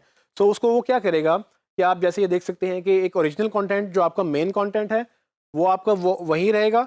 आप जितनी भी कॉपीज़ बनाते चले जाएंगे उस पर नीचे कैनोनिकल टैग लगे हुए होंगे, तो वो वापस गूगल देखेगा कि अच्छा भाई मैंने तो सिर्फ मेन पेज ही इंडेक्स करना है, मैंने बाकी पेजेस इंडेक्स नहीं करने। क्योंकि गूगल को हम वाज़िया लफ्ज़ों में कैनोनिकल टैग के थ्रू ये बता रहे हैं कि भाई ये कॉपी है, इसका कंटेंट इंडेक्स मत करो, ये उस मेन पेज की कॉपी है, सिर्फ उसका कंटेंट इंडेक्स करो। सो हम जो फिल्टर्ड क्राइटेरिया है वो गूगल में नहीं चाहते, हम सिर्फ स्मार्टफोन्स का पेज चाहते हैं। स्मार्टफोन का पेज तभी नज़र आएगा जब वो हम उसको ऑप्टिमाइज़ करेंगे। अगर उसके साथ हम मल्टीपल पेजेस, उसके सब पेजेस जिसमें 4 रेटिंग्स की क्राइटेरिया, 3 रेटिंग्स का, 1 का, 5 का, मतलब इतने सारे क्राइटेरियाज बनेंगे और इतनी सारी उसकी कॉपीज़ बन जाएंगी कि वो सब डुप्लीकेट में काउंट होंगे और गूगल हमें पेनल्टी के तहत हमें रैंकिंग हमारी ख़त्म कर देगा। सो ये काफ़ी सीरियस इशू है। अगर इसको आप नहीं ध्यान देंगे तो अल्टीमेटली आप रैंक ही नहीं करेंगे और आपका कंपैरेटर आपके ऊपर रैंक कर जाएगा। सो आप अपनी वेबसाइट कर रहे हैं या किसी भी क्लाइंट की वेबसाइट कर रहे हैं, चाहे वो रेगुलर वेबसाइट है, चाहे वो ई-कॉमर्स की वेबसाइट है, डुप्लीकेट जो कंटेंट है वो क्रिएट हो जाता है, उसको आपने फिक्स करना होता है। तो ये चीज़ें मैनुअल करने के लिए हैं। अगर आप वर्डप्रेस यूज़ कर रहे हैं तो वर्डप्रेस में भी प्लगइन्स मिल जाते हैं। जैसे योश का प्लगइन ऑटोमेटिकली हर पेज पे कैनोनिकल टैग खुद ही डाल देता है।